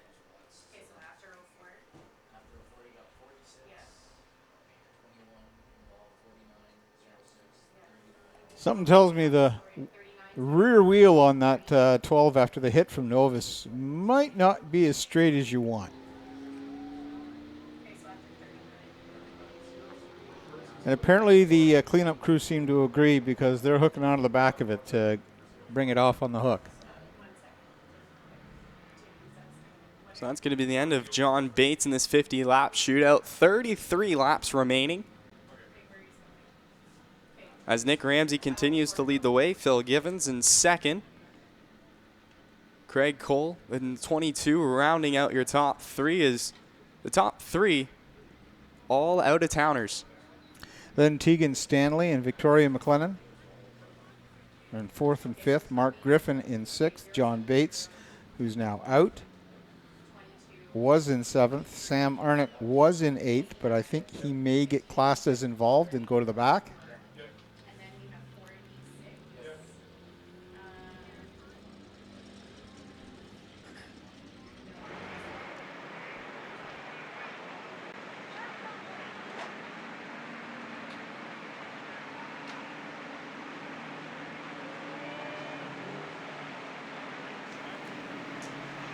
So we'll try to get the lineup straight. So we had a lot of lap cars. So they're just pulling them out of the field. The 04, Samuel or not, will go to the back of the field for being classed as involved. Looking at the 21 of Novus, they're telling him to pull off and have a talk with him. I'm not sure if he's being classed as involved or not, but he does have some front-end damage. Just nowhere to go when Bates went around. The only option was the outside lane, and it was either hitting Bates or the wall, and he chose Bates. So we see the conversation there with our flagger, John.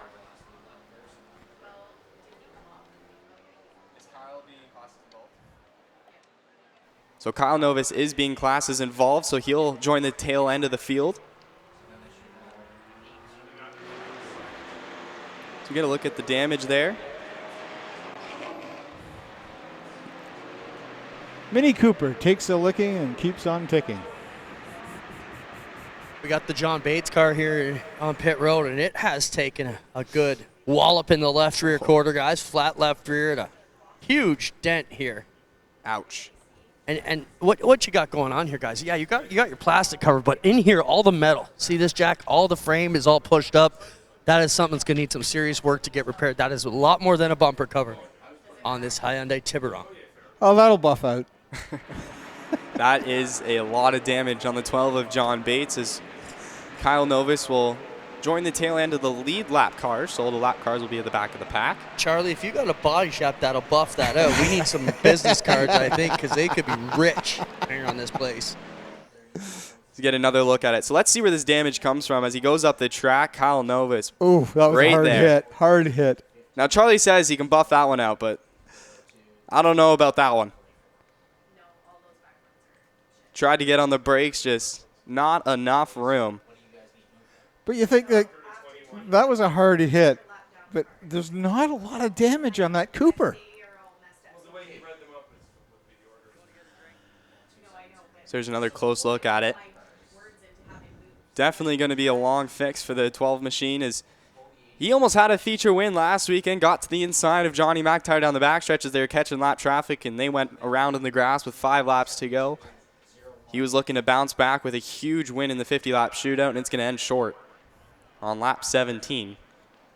So there's a look at Kyle Novus. We'll keep a close eye on that corner panel. We'll see if there's any tire rub, as we were just talking about. Once they start bashing and banging, we'll see if that tire will hold up. I don't think there's any tire rub yet. We'll see when he hits the banking at full speed. I'm surprised because he can do infield pit, and he could have it looked at by somebody in the infield pits and not really lose any place because it's under caution.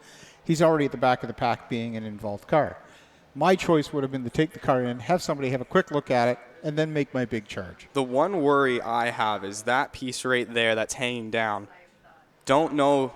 There's another look at it. Don't know if that's going to stay on. There's a lot of bumping and rubbing here in the bull ring. It just looks like a piece of plastic, though. He might be okay. We'll find out soon. But not that much front end damage. There's some nice air to get into that left front brake. That's the nice part, right? Reigning track champion Kyle Novus and Angelo Novus, teammates. Both won a singular feature race.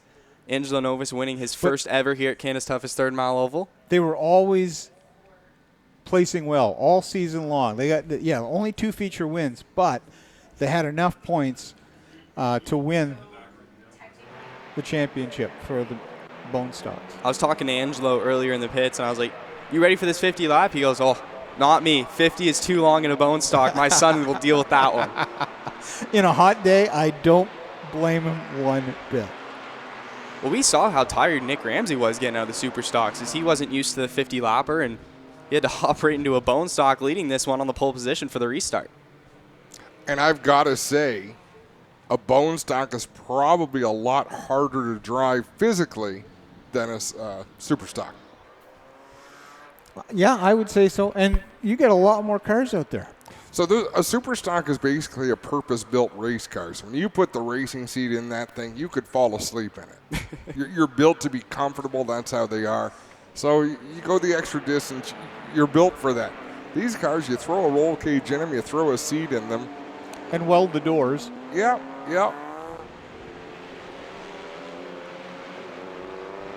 Not as much time is spent on driver comfort. Driver comforts. No cruise control or auto drive. Lane correction. Lights are out on the floor coverings International Pace Truck, and Nick Ramsey in the 07 will bring us back to the Great King RV green flag. Oh, a nice clean start as they're neck and neck with Nick Ramsey and Phil Givens. Some 3 wide racing in turn 1 and 2.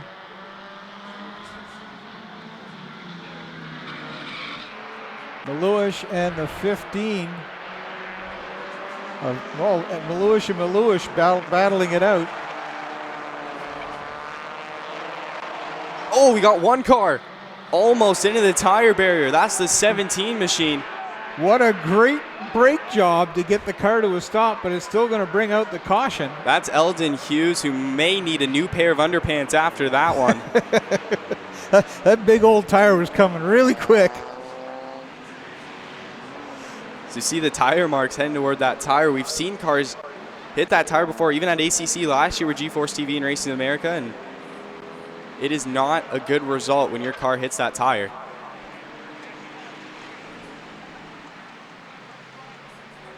The young rookie here at Peterborough Speedway, as we mentioned before, rookie class is huge this season for the 2025 year. I think we're up to 9 or 10 rookies in the field, so an unbelievable start for the Bone Stocks. What a great way to start racing. 100%. Bone stocks are so popular at every racetrack now for a few reasons. One, it's affordable. Two, anybody sitting in the grandstands can relate to what they're seeing out here on these cars. They've seen them on the road. Maybe you've owned one before. There's just a relatability to these cars as we have a look at the replay, and woof. He was on the brakes early. No, he didn't hit anyone, just lost the car. He had a lot of troubles with a bone stock last weekend, didn't end up racing. He wanted to turn left, the car didn't. The other great thing about this class that all racing is to share in common, most of these cars come here on an open trailer. So you can see them towing through town, yep. And it builds curiosity. Oh, where are they going? Wonder where that race is. Nothing against enclosed trailers. There's a reason why it's good for traveling race teams to have them. Yep. But they don't do a lot of advertising for their local racetrack like these cars do, being towed around on a flat open hauler. And I've seen people, talk to the drivers and stuff like that at a gas station, get in their cars and, we're going to the races tonight. It doesn't sound like much, but it makes a difference. It all makes a difference. This class, we've also seen junior late model drivers, young kids who have raced in our program, like Chase Stevenson. They've come up and said, hey, let's try a bone stock. It's kind of the next stepping ground for those junior late model drivers coming out of that series. And Chase Stevenson, I mean, when you see him with his friends, he's like, 4 foot, just under 5 feet. He's just a little guy, and he looks so young, but yet here he is racing in the bone stocks. And you see all his classmates that are like 2 feet higher than he is. He's our third Mini Cooper in the series this year. Is the Mini Cooper becoming popular since Novus has put it in victory lane and have a championship under their belts. The lights are out on the Floor Coverings International pace truck. Nick Ramsey and Phil Givens will lead them to the green flag next time by. These restarts are so important. Being on that inside lane usually gives you an advantage, but anything can happen. And that you miss a shift or miss a start, and you got a guy like Phil Givens who just takes it a great advantage and gets a really good start on Nick Ramsey, and he's your new leader. Nick Ramsey late to the gas pedal, and he loses the top spot as here comes Tegan Stanley as well on the outside. He's going to find himself in the top 3 as another lap ticked off. Craig Cole in the 22, he's right on the back bumper of Tegan Stanley. Here comes Griffin in the 58. He is no stranger to putting his nose where people don't want him to, but he still makes it work. Here comes Nick Ramsey looking to the outside. That's an aggressive move in 3 and 4. You don't want to give up that inside lane as there's nose to tail all the way to the back. Whole lot of drifting going on with that 22 of Cole, but look at the 07 of Ramsey working on the high side of Givens. I'll tell you what, the outside lane here at Peterborough Speedway used to be a ton of fun. You could put a car up there, really carry momentum. You got to have a lot of trust who you're battling with, but Ramsey back to the inside. Phil Givens made a mistake coming out of turn 2, letting that inside lane open up, and it's Nick Ramsey taking advantage of it, your new leader. Tegan Stanley, he's looking for a chance as he's down on the inside of Givens, but Givens shuts the door, half shuts the door, and Stanley backs out of it. Craig Cole, super high corner entry into 3, trying to get the speed down the front stretch as he's losing ground to Tegan Stanley. Top 3, nose to tail. Calvin Reeser's in knocking on the back door of the top 5 as he's on the inside of Griffin. He's going to put Griffin up high, and he's going to be your new 5th place car. Zachary Chen sideways coming out of turn 4. He's in the grass but keeps it going. The caution will not fly as Nick Ramsey continuing to go through lap traffic. That'll put Chen. Here comes Mark Griffin throwing his 58 machine on the inside. He'll get by the 49er Reeser. They've been having a great battle as we see our leaders getting through lap traffic. Massioli going down another lap with Nick Ramsey running away. Halftime that time by. It's 25 laps down, 25 laps to go for Nick Ramsey. So 3 guesses and the first 2 don't count. Who is the top Peterborough car at halfway mark? It's going to be Tegan Stanley. You're right. Tegan Stanley picks up $25 from Clark Motorsport Communications. Ronda the Honda, Tegan Stanley won the feature race last weekend here at Peterborough Speedway. Knocking on the back door, Phil Givens. Nick Ramsey may have a problem there. He got real slow coming off of turn 2. That's going to allow Phil Givens to challenge for the lead. He's on the outside out of 4. Might have popped out of gear or something, but he's definitely got his foot in the skinny pedal right now as he holds onto his lead down the backstretch. A lot of lap traffic in front of our leaders. It's nose to tail, 1 to 3. Ramsey, Givens, and Stanley. Here comes Givens. As they head into turn 1, he's going to split the needle. Almost 3 wide into turn 1. Now he's going to go all the way down on the rumble strips. 3 wide down the backstretch. Ramsey on the outside. Givens on the inside. He's going to take the lead away in 3. They still got a lot of lap traffic to deal with. Givens and Ramsey battling it out for the lead. Givens crosses the line first, but now they're 3 wide in 1 and 2. Ramsey comes down, tries to split the difference down the backstretch. He is the meat in the middle of that sandwich as they go into 3 and 4, 3 wide. What a move by Nick Ramsey. They're still 3 wide. Contact out of 4. Givens all the way up into the marbles as they head into turn 1, door to door. This battle is continuing as they trade for the lead. With 19 laps to go, Ramsey, Givens, Tegan Stanley just sitting back watching all this happen. Lost in that battle, Tegan Stanley losing a lot of ground as he did not get through lap traffic clean as Ramsey and Givens pushing through. Or was he just waiting for them to wreck and then maybe take the lead? It's exactly what happened with his feature win. Waited for the leaders to wreck and he stole the checkered flag. Can he do it in this 50-lap shootout with Nick Ramsey running away with the lead? Phil Givens, he's forced to go 3 wide into turn number 1. Ramsey putting some space between him and Phil Givens as he spreads it by about a half a second. We'll find out more when they cross the line. Yeah, he's a full second ahead of Phil Givens. Givens, the tires starting to give away as he is sliding in turn number 1. Lap traffic staying on that inside lane, allowing the leaders to get through. Ramsey's going to try the inside lane. Almost got into Meluish as she was not expecting the leaders to come in on her inside. Here comes Givens to do the outside down the backstretch. As they come across the line with 14 laps or 15 laps to go, 14 laps, it's Nick Ramsey, Phil Givens, Tegan Stanley, Craig Cole, and Alex Dallaire, your top 5. Lap traffic single file in front of Ramsey, who just has to run through these cars clean to try to put Phil Givens in his rear view mirror. He's doing a great job so far. They're double in front of him with McIntyre on the outside of Zachary Chang. Look at how loose Phil Givens' car is going. He is just sliding up the track. Looks like he's fighting the track, or fighting his car rather, just a little bit as that back end is kicking out, allowing Tegan Stanley to catch up. Meanwhile, Nick Ramsey, just a nice clean race. He's up in front. He had a lot of excitement with the 3 wide racing and a little bit of contact with Phil Givens earlier on, but looks like the car is just a rocket ship in the corners.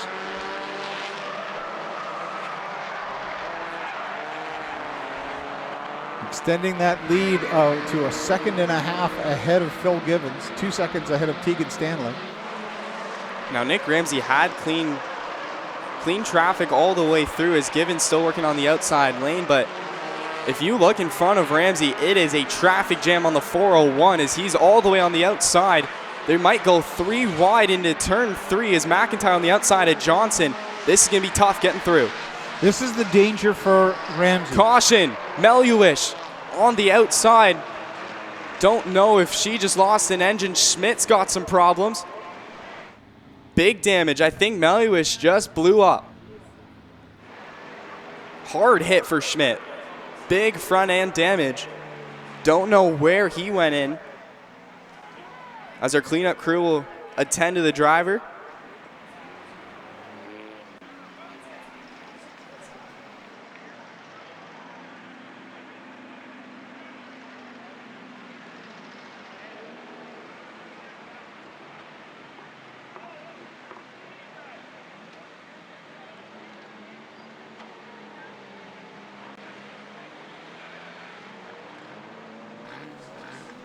So as the Dart Heating and Air Conditioning cleanup crew attend to Maluish. Oh. Hard into the outside wall. That was Schmidt that went in. That wall just came up right on him, and coming out of 4 just tapped the wall, which obviously broke that wheel. You don't tap turn 4 wall.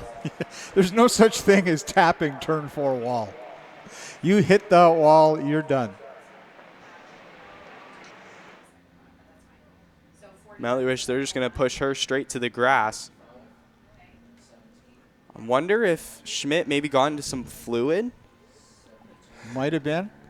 Clinton Jeffrey had just gotten onto the scene of the accident. They pushed that car back down to the infield out of harm's way. Yeah, there's not a huge mess back here, guys. Maybe 1 or 2 small spots, but I don't see any reason why we'd be in a huge cleanup here. Couple little puddles there, but should be all right. I didn't see anything majorly wrong with the car, though, guys.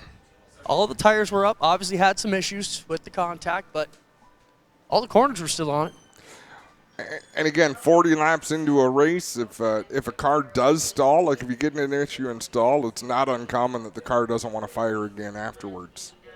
Well, we saw the smoke coming from behind it, but, I mean, like you said, not that much fluid on the racing surface, so I think these 2 incidents are unrelated, as I think Schmidt just got into the wall and misjudged his speed coming out of 4.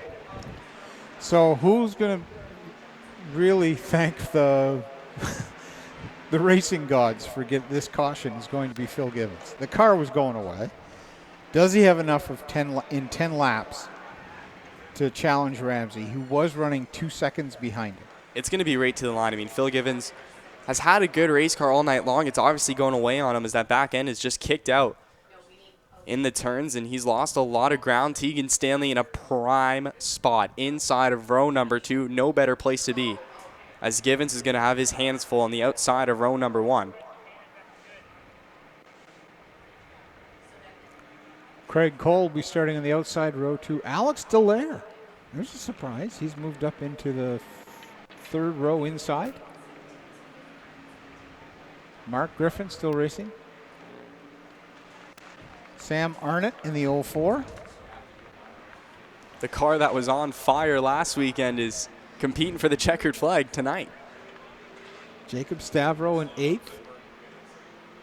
Kyle Novus is in the top 10 after being involved in a heavy wreck.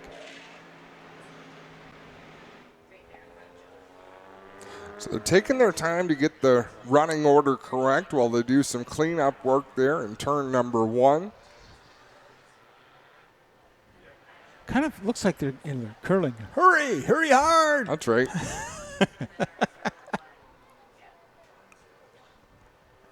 Now, it's not critically important how good a job they do up there. If you're up on that part of the racetrack, you're in a world of trouble. But they still do the job and do a good job. I'll put it this way. I don't think fluid will make it worse. I think if you're up there, it's already a bad situation enough. There's nothing good coming out of that.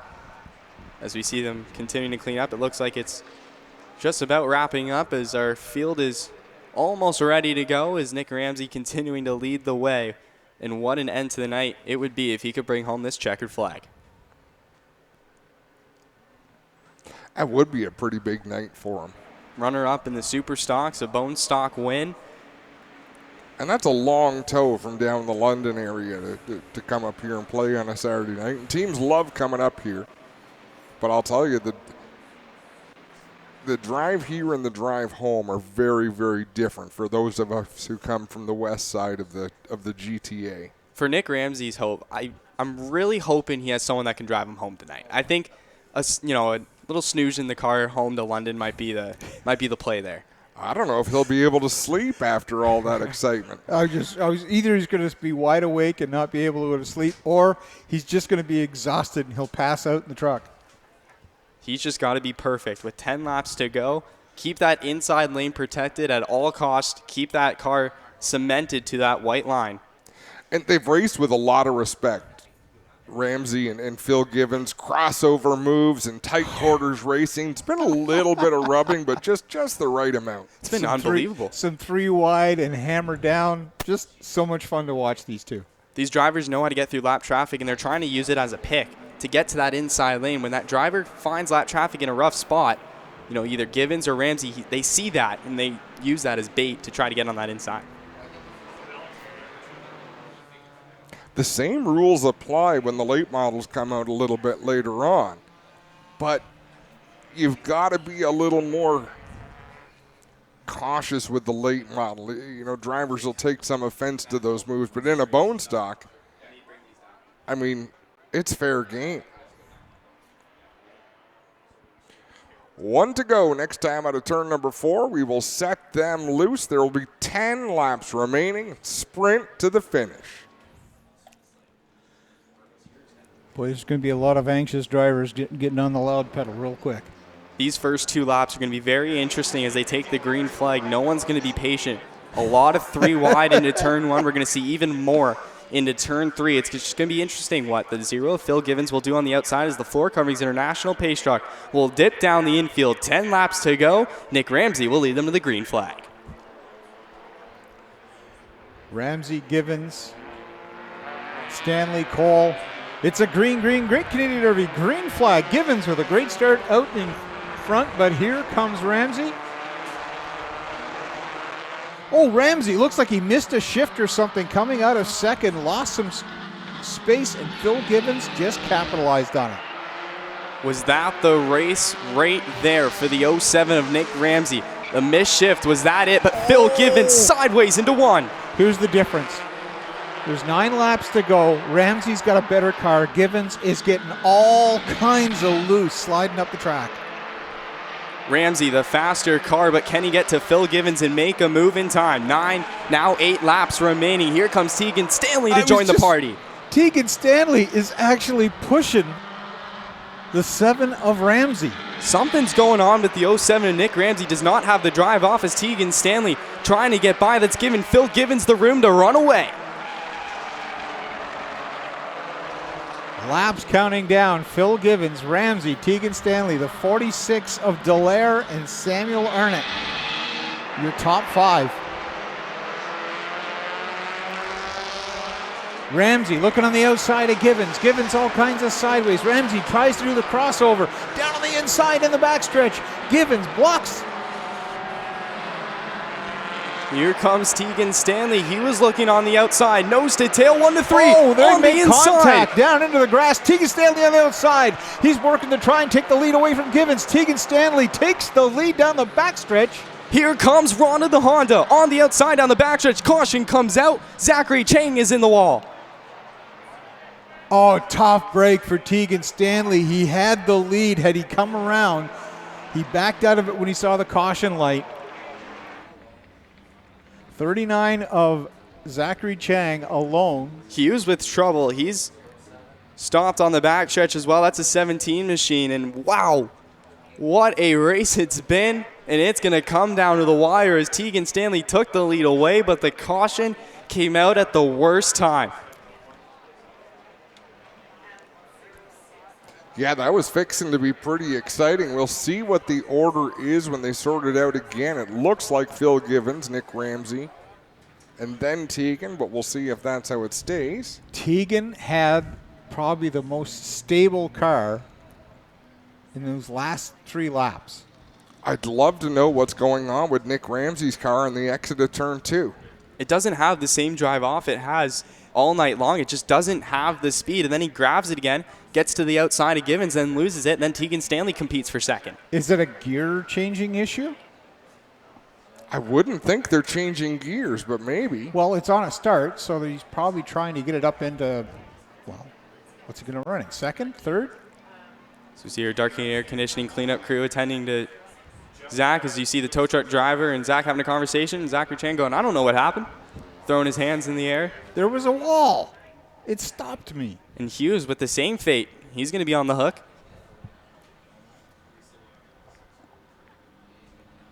Talked about it earlier. At this point of the race, that's where attrition can set in. Things break before you get up into the wall. You know, things break that send you in that direction.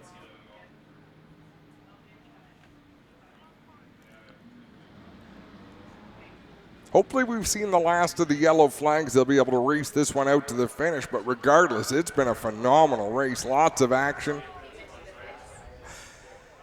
If you want to see excitement on a track, yes, it's fun to see the big V8s come out and race, but wow, there's a lot of activity with these bone stocks. It's just so much fun.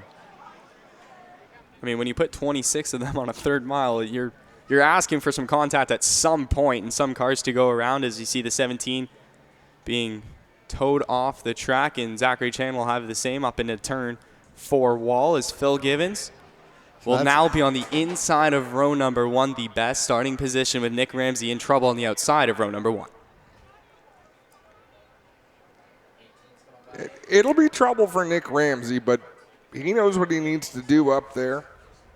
And I don't think it's a 2-car battle. Griffin is pulling the 58 off the track. I saw some smoke coming out of the exhaust on that car as he was coming out of turn 2. I think he's got engine problems, and he is pulling it into the infield pits. Currently in the top 10, running 9th, so his night is over. This will be really interesting. The last restart we had, it was Nick Ramsey not on the gas pedal, and Phil Givens took it away on the outside. Now the roles are reversed. We'll see if Phil Givens can get on the gas pedal before Nick Ramsey, and if Nick Ramsey is having a shifting issue, this could be trouble with him on the outside. It could also allow Tegan Stanley to get up on the inside of Ramsey and take second away. And then, because we know the car of Givens, the tires are gone away, it could be Tegan Stanley that just takes the lead in about 2 laps. The commanded double up has been given, so a few more pace laps away from taking the green flag, and all these question marks will be answered. 6 laps remaining. For Phil Givens, Ramsey, Stanley, Dallaire are not your top 5.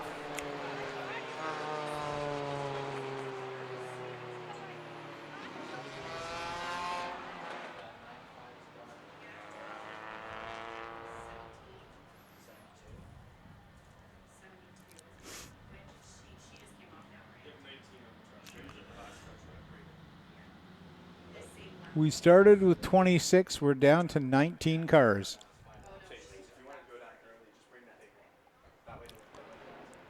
Not a big surprise. That's a pretty good number to still be running at this point.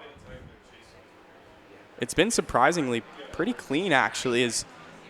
There's the bump and rubbing here and there, but the lap cars have done a fantastic job staying to the inside lane, letting the leaders race it out. It's going to be the best equipment versus the best equipment for sure, as lap traffic will not play a factor in the checkered flag. Floor Coverings International Pace Truck down in the infield. Phil Givens will bring them around for the Great Canadian RV green flag. Givens in a prime spot. Ramsey not in an ideal spot. Stanley on the inside. He's been fast all night. The Great Canadian RV green flag is back in the air.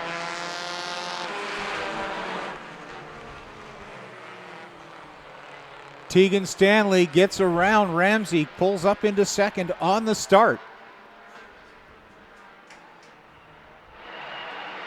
Phil Givens wide. You can see the rubber coming off the tires as he's got nothing left. Ramsey down on the inside of Tegan Stanley. He takes second back away from him. Big mistake there by Tegan Stanley. Cannot keep that inside lane close. He'll fall back to third. Ramsey back in second, chasing down Phil Givens. 4 laps to go. Ramsey looking to do the crossover as Givens is pushing as hard as he can. Gets down on the inside rear as they go down the backstretch. Tegan Stanley goes high. Ramsey has got the speed in the middle of the turns as here comes Stanley on the inside. He's working back on Ramsey. 3 laps to go. Stanley throws his nose in. The 07 shuts the door. He's looking on the inside down the backstretch. Here comes Ron of the Honda. Phil Givens is giving everything he can to hold on to the lead. Literally, pieces of rubber flying off the car. There's nothing left. Ramsey with a higher corner entry so he can get right down to that white paint. Phil Givens sees that. He shuts the door. Ramsey decides to try the high line into 3 as they come to the white flag. 1 lap to go. It is Phil Givens, Tegan Stanley, and Ramsey. Stanley on the inside, Ramsey on the outside as they head down the backstretch for the final time. Into 3, Ramsey throws his 07. He's going to run out of time. Can Tegan Stanley do anything? Puts the bumper to the zero machine, and it's Phil Givens taking home the 50-lap shootout at Peterborough Speedway. Tegan Stanley finishes second, the 7 of Nick Ramsey in third, Samuel Arnott in fourth, Alex Dallaire in fifth, Jacob Stavro in sixth, and Kyle Novus in seventh. After being in that wreck, Christian Laval finishes 8th. Craig Cole finishes 9th in the 22. In the top 10 is Calvin Reeser. That might have been the best bone stock race I have ever watched. I've seen a lot of them, but what great racing, what great battles, clean, hard racing among the lead trio. 2 of them were outsiders, Nick Ramsey and Phil Givens, not Peterborough Speedway regulars. But they all raced very, very well.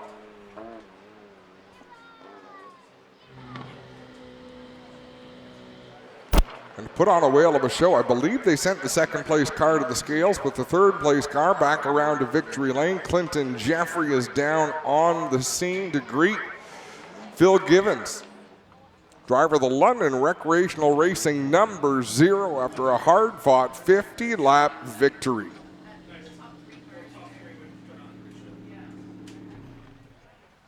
Well, Phil Givens pulls in here to Dart Heating and Air Conditioning victory lane here at Peterborough Speedway. Crew in to tell him how good he did. What a spirited battle that was. Nick Ramsey did his best to keep it out front, couldn't quite get it done. We will get Phil out of the car. Here he comes, ladies and gentlemen. How about a big victory lane welcome for Phil Givens.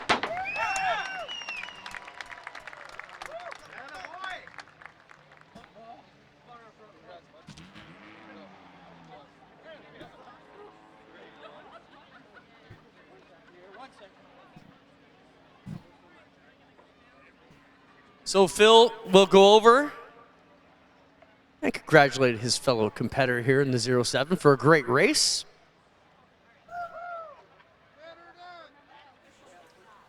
Phil, welcome back to Victory Lane. You run good here.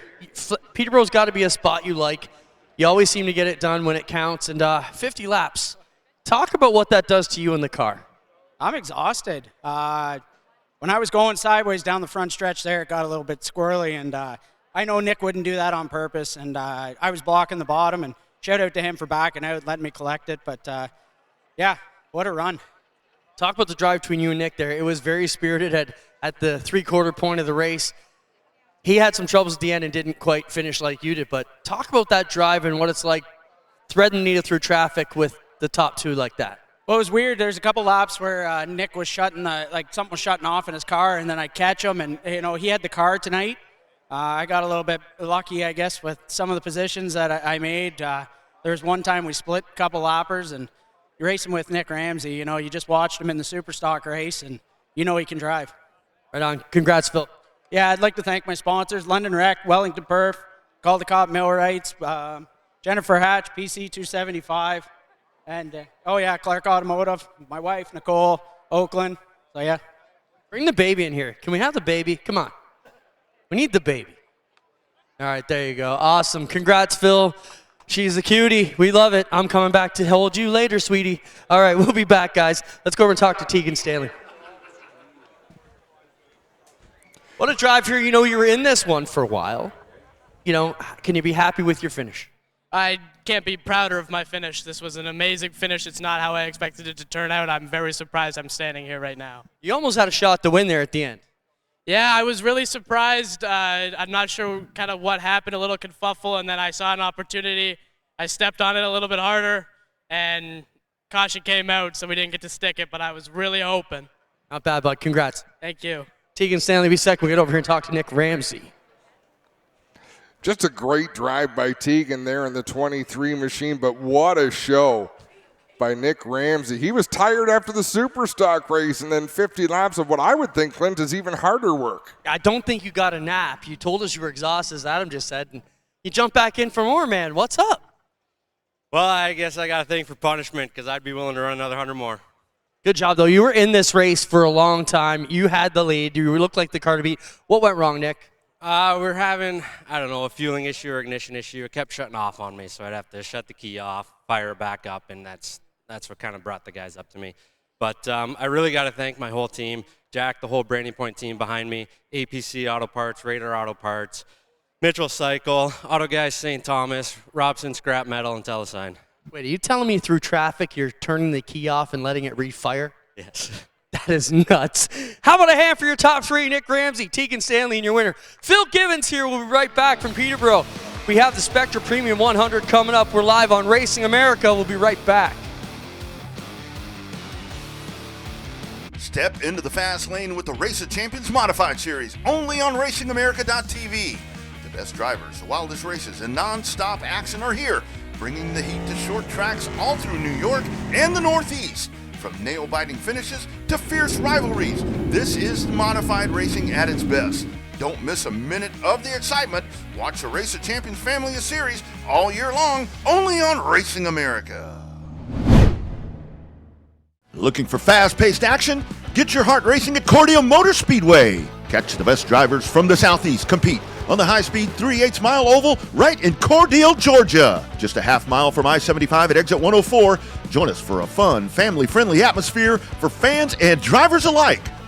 For more information on upcoming events, visit CordeoMotorspeedway.com. And if you can't make it to the track, watch the action from Cordele live exclusively on Racing America. Communication is key in the racing world. When it comes to at-the-track communications, there is only one place to call. Racing Electronics is the #1 source for professional race communications worldwide. Over 20 years in the business proves their dedication to the sport. With every driver and crew communication, two-way radios and headsets, scanners and more, Racing Electronics is a one-stop communication source for all your motorsports needs. Before the green flag flies, make sure you have all your team communication gear from Racing Electronics. Stop by and see a Racing Electronics representative at the track near you.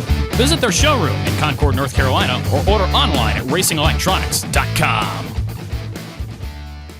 Looking to start a new career path in motorsports or searching for something new in your racing journey? Racer Jobs is your destination for providing the most current job openings from top racing teams, manufacturers, sanctioning bodies, and suppliers. Whether you're a budding race engineer, a seasoned mechanic, or a marketing ace, we consistently refresh our listings with new roles that could meet your ambitions. Looking for a great candidate as an employer? Then tap into our Racer Jobs audience and database to find that perfect candidate. Go to racerjobs.com today.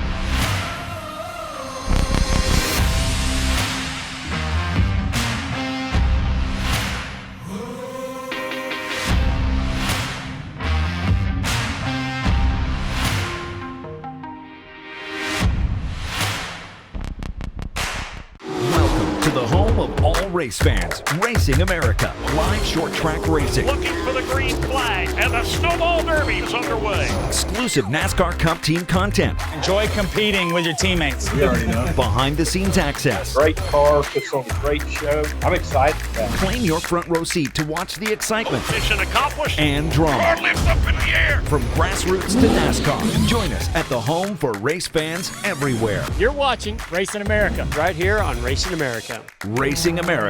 It's in our DNA. Calling all race fans. We have launched a new travel site where the race fans can enjoy free savings and upgrades on all of their travel needs. RacerTravel.com is free to join and unlocks unpublished bookings and rates for our racing community. Up to 50% off on more than 1 million rooms across the U.S. and Canada with unpublished discounts on hotel bookings. Unlock a hidden selection of hotels and rates that cater to your travel preferences. Whether you're heading out to the track as a competitor, fan, or anything in between, use Racer Travel for all your race, business, and vacation travel needs. The My Race Pass app is your motorsports headquarters on race night. With over 800 organizations across multiple forms of motorsports, you'll always have the information you need in the palm of your hand. Race day information with official entries, lineups, live timing and drag racing timing slips, official results, point standings, announcer audio, fantasy racing, and so much more. Don't be left in the dark on race night. Download the My Race Pass app today in Google Play and the App Store. My Race Pass, the ultimate racing resource. The My Race Pass. Welcome back to Peterborough Speedway, where we are about to meet the starting lineup for the Spectra Premium 100 APC United Late Model Series race. This 3rd mile oval has provided some wild excitement so far tonight. Jamie, that bone stock race was as good as I have ever seen. That was a thriller. You had three fast cars in that one. Tegan Staley just coming up a little short, as did Nick Ramsey. Phil Gibbons, he had to work for it, man. There was nothing left to that car. You could see tire rubber coming off it coming onto turn 4. The one that got me was just before that last caution. Nick Ramsey had him absolutely sideways. Like the zero on the door was looking down the front straightaway. Somehow Phil the Thrill managed to save it, and he drove defensive the last couple laps, but that's what you got to do. And everybody raced clean, and very, very good bone stock feature tonight. Just the fact that he won that race with this as that worn out as that early, car. Man. The car was just wore out. But Phil's a veteran, heck of a driver. A lot of feature wins to his credit in that zero machine throughout the province. It's always fun when Phil comes to Peterborough Speedway. If you're looking ahead in the calendar, big doubleheader weekend coming up, Adam. 2 weeks from this weekend. Friday night, June 27th at Delaware Speedway, the Dayco Superstocks get at it with round 2 of their 2025 season. And then on Saturday night, the annual Midsummer Classic at Delaware Speedway, the Canada Day feature. Saturday night APC will be in town for that, and always a good one. Oh, there it is right in front of us. July 12th, London Recreational Racing 100 from Flamborough Speedway. And then August 2nd, we'll be making our first trip to the beach. No better way to celebrate Civic Holiday weekend than a trip to Sauble. You got that right. You know there are 3 Dairy Queens on the way from London to Sauble, I think. Can you hit them all? Like, can you pace it right and order right that you can tolerate 3 stops? Challenge accepted.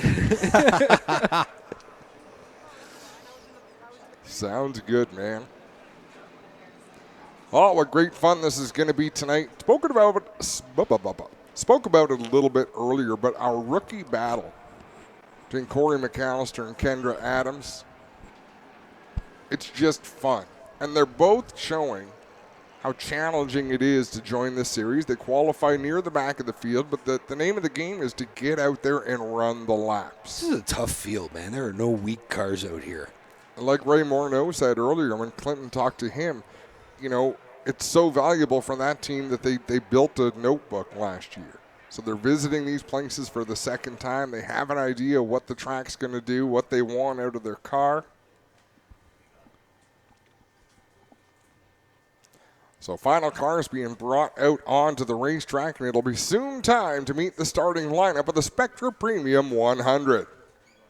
You got to love that J.J. Stewart Chrysler 71 of Dan McCaddy. I mean, we know he's going to be your pick. Yeah, well, I mean, he's out there as the crew chief. He's measuring the tires and tire pressure and doing a once-over on the car before he climbs in it to race it. It's Sometimes a car you don't he need built. Sometimes you don't need a crew. Yeah, he's his own crew. He's a one-man gang down there. Well, he's built. I think there are 3 McCaddy-built cars running here at Peterborough Speedway on a regular night. Well, gentlemen, let's meet the starting lineup. We'll start with row number 10 on the inside from Innisfil. The Mobile 1, Connell's Construction, Aurelia Metal Fabrication, number 2, Kendra Adams. On the outside of row 9, he drives the NTN BCA bearings machine. The 71, one of our rookie contenders from Durham, it's Corey McAllister. Inside of row 9, in the Real Landscape Plus, Lingo's Metal and Recycling and Truck Parts. Snow City Cycle and Marine, number 94 from Pickering. It's Corey Luciano. Starting in the 16th spot from Ohsweken, Ontario, the Glenn Stiers Racing Ohsweken Speedway Chantarelli number 0, Glenn Stiers. To his inside from Plattsville, the London Recreational Racing, Wakecred Automotive Products, VP Racing Fuels, KR Communication number 89C, Sean Chenoweth. On the outside of row 7, one of the local drivers in the Signs Flooring Facility Services, number 81 from Port Hope, it's Jacob Mercer. And to his inside, also filling row 7 in the HumberviewParts.ca, Holdaway Automotive, number 41 from Aurelia, it's Taylor Holdaway. Row number 6 on the outside. The Burn Apparel, Onyx Hose and Tube, Epic Racewear, RMP Metalworks number 72. He's from Guelph. It's Junior Farley. Starting 11th from Dorchester, the APC Auto Parts Center's Canusa Automotive Warehousing, Miami Muscle number 3, Shay Gemmel. Brings us to our top 10 on the outside of row 5. He drives the Hugco Electrical Supply, Adams Building Supply, Nav Canada, MRC Wireless number 97D. From Guelph, it's Tyler DiVincenzo. And on the inside of row 5, and Just Foam It, Stage It with Style, Spire Fire Protection number 18 from Orangeville, Ontario. Ontario's fastest ginger, Cole Quinton. Starting 8th from Cavan, the J.J. Stewart Chrysler Douglas Automotive Napa sponsored number 71, Dan McCaddy. Starting 7th from Windsor, the LaUna J.R. Group of Companies number 30, Ray Morneau. Brings us to the outside of row 3, another one of our local drivers from just up the road in Norwood, Ontario, the LaUna sponsored number 16, it's Flying Ryan Kimball. And on the inside of row 3, winner of our season opener at Sunset Speedway, he drives the Canadian Flat Roof Systems, Nickel Insurance, APC, Vinnie's Masonry. Also sponsored by Daco. From Chesley, it's Prime Time Josh Stotty. Starting 4th from Guelph, the Wellington System Shaw Motorsports number 83, Dale Shaw. And rolling off 3rd from Mount Bridges, the Pride Seeds, Vibrant Farms, Raptor Filters, Cameron Crane, Connell Construction number 52, Jake Sheridan.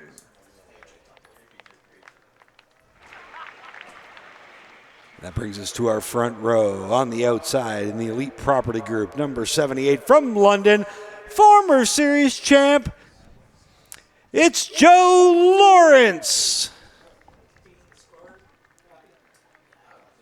And on the pole, in the Dumas Development, H&N Roofing, Southwest Property Care, sponsored number 19, former Delaware Speedway late model champ from Kilworth, it's Connor Pritico. I'll jump in here with Connor. Connor, you know you're rolling from the pole off 100 laps here in the Spectra Premium 100. How do you feel about it? You didn't get to complete the race at Flamborough. How eager are you to put these all down tonight?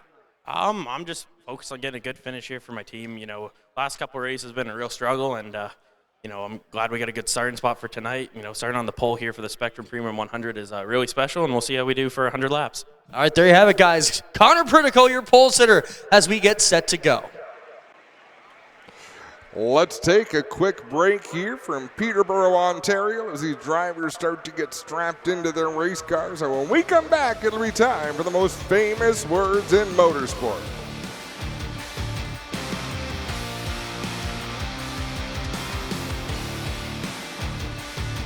5-star bodies, the most advanced bodies on the market, aerodynamically engineered, manufactured from the highest grade and lightest weight materials, tested tough for optimum performance. The highest quality and most durable products you'll find anywhere. Our products help racers around the world reach victory lane. Winning never looked so good. Faster, lighter, stronger, better. 5-star.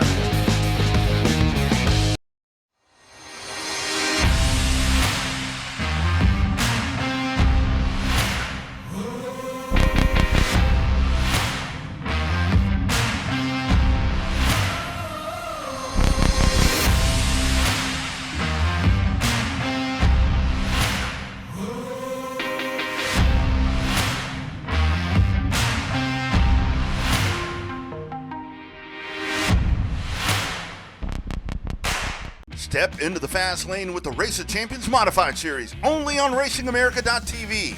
The best drivers, the wildest races, and non-stop action are here, bringing the heat to short tracks all through New York and the Northeast. From nail-biting finishes to fierce rivalries, this is modified racing at its best.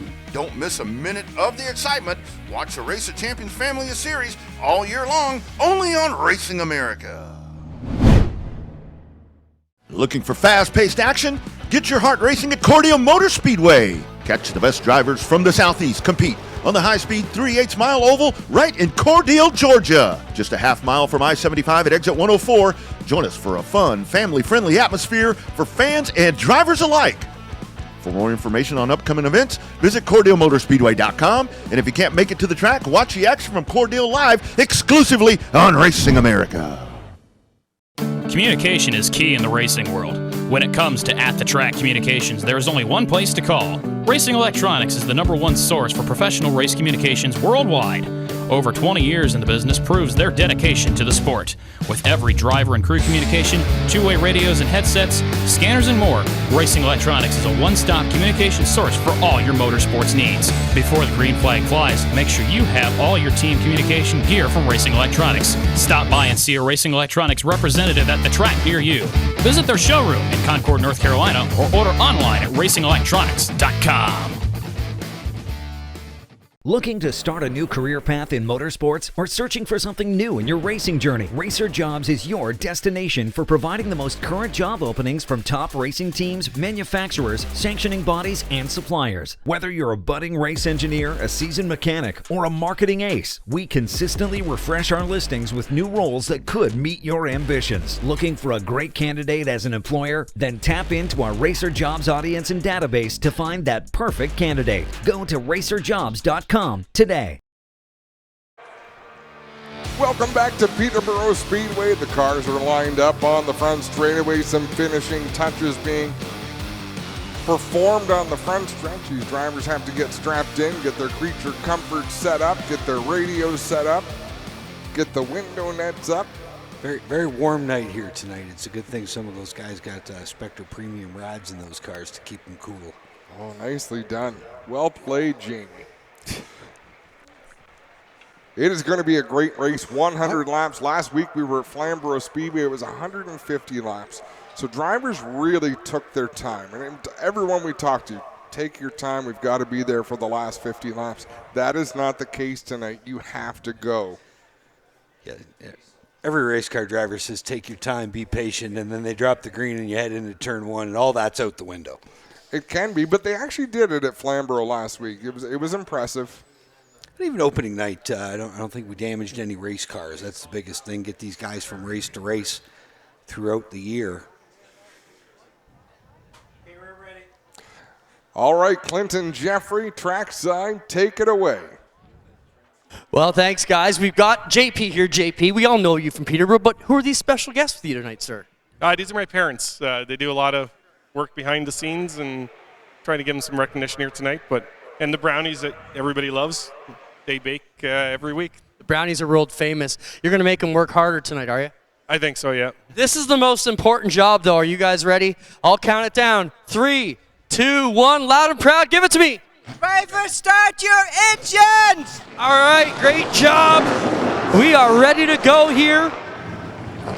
All the cars are fired up, Adam, Jamie. We are getting set to roll. They'll get in gear, roll up a bit, make sure the transmission and clutch and everything are good, and we'll get ready to fire them off. 19 well-prepared race cars. Connor Pritico last week at Flamborough Speedway failed to finish.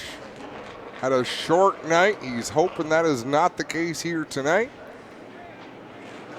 Josh Stoddy, the points leader, which is why he's starting back in the 5th spot. The only one that'll be worse than him in the handicap would be Ryan Kimball, having not competed. If you don't compete in events, you're basically credited with a win. So by not competing in the first 2 events, that's 2 wins that Ryan Kimball's credited with. That's going to put him back to the back of the 6-car invert.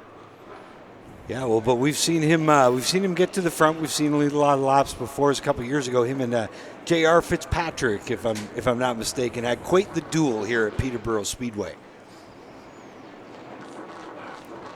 It was surprising the 3 deep in the pack. One of our usual championship contenders, Shea Gemmel, coming off a runner-up finish at Flamborough Speedway last week. Definitely got some work to do carving his way back from 11th. And beyond that, he was interviewed at the opening of the show by Clinton Jeffrey and said he's really happy with the car. They loved how it practiced. They didn't like how it qualified, though. No, and that happens. And all it takes is for one of the tires to not grow an 1/8 of an inch or a 1/4 of an inch, and that's all it takes to put your setup out to lunch. Let's have a look at our Stewart's Equipment's 1 to watch. We're going to start with a driver from London who I think is overdue, Jamie.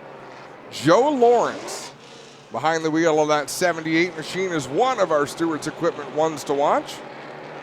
And the other one is Flying Ryan Kimball, who's led laps here at Peterborough Speedway in APC competition.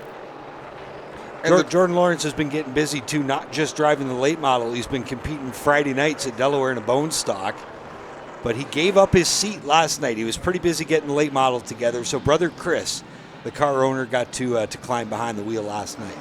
Ryan Kimball, also the defending series champion here at Peterborough Speedway. So he definitely has a handle on this track. He drives a car hard every lap. He does. Every lap. We have seen those tires, the right rear, give up on the Kimball car over the years, but there's nobody faster in terms of pure pace. You know, I mentioned that Tuesday. We had him on our Rivals Race Chat show. Race fans, grab your program, grab your hat, grab whatever's nearby. Give these drivers a wave. They will be waving back. Getting set to do battle for 100 laps here at Peterborough Speedway.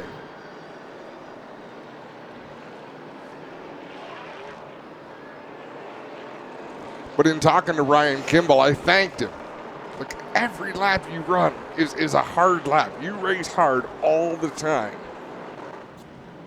And I think that's why so many people love a guy like Carson Hocevar. That's what made me a Kyle Busch fan. No, you're not wrong. Think about everybody who has had success in NASCAR over the last 30 years. They complained about everyone. Tony Stewart, Kyle Busch, Ross Chastain more recently. Here we go, getting double file. Feature winners so far this year, Kyle Steckley in round 2 and the opener at Sunset Speedway in Innisville. It was the 17 of primetime Josh Stoddy picking up the season opening win. Connor Pritico still looking for career win number 1. So is Flying Ryan Kimball. And it's been an awful long time since Dale Shaw visited Victory Lane in an APC race. He'd love to get back here tonight. Floor Coverings International Pace Truck's going to dip down to the infield and turn them loose for a Great Canadian RV green flag. Field in the hands of Connor Pritico, 2020 champ. Joe Lawrence along his outside. Gibbs got the green silk in the air. We're off and running down into one with Pritico on the bottom. Lawrence up top, and here comes the 52 of Jake Sheridan. Connor Pritico gets the advantage down the back straightaway. Joe Lawrence sliding backwards. Jake Sheridan gets by on the inside. Josh Stoddy is next in line. They've got the 78 of Lawrence pinned up on the high side. Stoddy will file through. Here comes Ray Morneau, the Windsor driver. And the Liuna JR sponsor, number 30. We got a mess, a wet, hot mess. Luciano's car is really banged up. It looked like Luciano got up into the 71 of Dan McCaddy and got him completely sideways in turn number 3. I believe McCaddy's that car sitting down in the infield. He is. Yeah, pointed towards the racetrack. So Dan McCaddy will have to cut. Doesn't look like the car's in too bad a shape, so Dan McCaddy coming from the back will be a story to follow tonight. The nice thing about spinning out and getting onto the infield is you get out of harm's way. All the drivers we're looking at now that Clinton Jeffrey is about to chase down, they couldn't get out of harm's way. Let's have a look at the replay on Racing America. Okay, can you back that up? It was the car right in front of Holdaway. The chain reaction went back through the field as the red flag is being displayed, so we can clean this up. Clinton Jeffrey, what are you seeing down there? Well, we got all kinds of trouble down here. Jacob Mercer, his right front is tore up. You can see all of the ductwork, all the brake ducts are all folded back in there. You got a major fender issue here too, guys, so big problems for him. And all 3 of these cars in line. Jack, come with me down here if we can. We'll look at the Holdaway nose. It is tore up on the 41 as well. He's got big problems here. They're going to have to work on that. Looking through the hole, the rad, all the ductwork looks good. This is mainly a bumper and fender problem. And then back here to Corey Luciano, 3 of them in a row with the noses kicked in. This Luciano car looks like he is done, helmet already off, and Corey climbing out of the 94 here in the ductwork, and you can see the radiator and everything knocked out of this car. And maybe we'll jump in here and get a word with Corey in a second. Once he gets a second to take a breather, he will walk away. Obviously disgusted when you spend your day here, guys, trying to get this one together. And then a little bit behind them is the DiVincenzo car. Their nose looks all right, but they do have the hood up as they go to work on his machine back here just a little bit further down pit road. The one thing I did want to mention, though, guys, Dan McCaddy came in. He had a little bit of fender rub on the left rear, behind the left rear. They have fixed that and sent the 71 back out. Hood going back on the DiVincenzo car, and he's going to make his way out in just a second as well. Real shame for Tyler DiVincenzo, a top 10 qualifying run, did a great job, but this is a racetrack where the choose cone matters. Because you saw Joe Lawrence, there was nothing he could do. Dale Shaw got down. Let's have a look at this replay as they come down into turn number 3. Everybody getting checked up. It was the car in front of McCaddy who checked up first, and Holdaway drove McCaddy. Again, well, it was a chain reaction. Dale Shaw got down in front of Cole Clinton. I think that's what happened off of turn number 2, and Cole was polite to give him the room, but Cole had to really stand on the brakes down into turn number 3. Working here on the Holdaway 41, they've got the adjuster bar, they've got the fender and the nose back in the proper position. And looks like a tape job ready to go on here, and they will get this right front in good position here. I don't think the Holdaway car is going to be too worse for the wear, depending on what damage they did underneath it. Well, the aerodynamics matter. You talked about all the ductwork that's vital behind the nose of these race cars, but you want all the downforce you can get on the front end. A small airplane will take off at 30 miles an hour. That tells you all you need to know about aerodynamics on a late model. Yeah, we don't want them to take off. We want them to stay on the ground. No, well, that's for sure, yes. Work continuing to go on the Holdaway 41 here.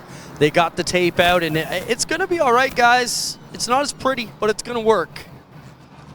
They've now got the hood off the Jacob Mercer car, still working on the right front fender of that machine as well.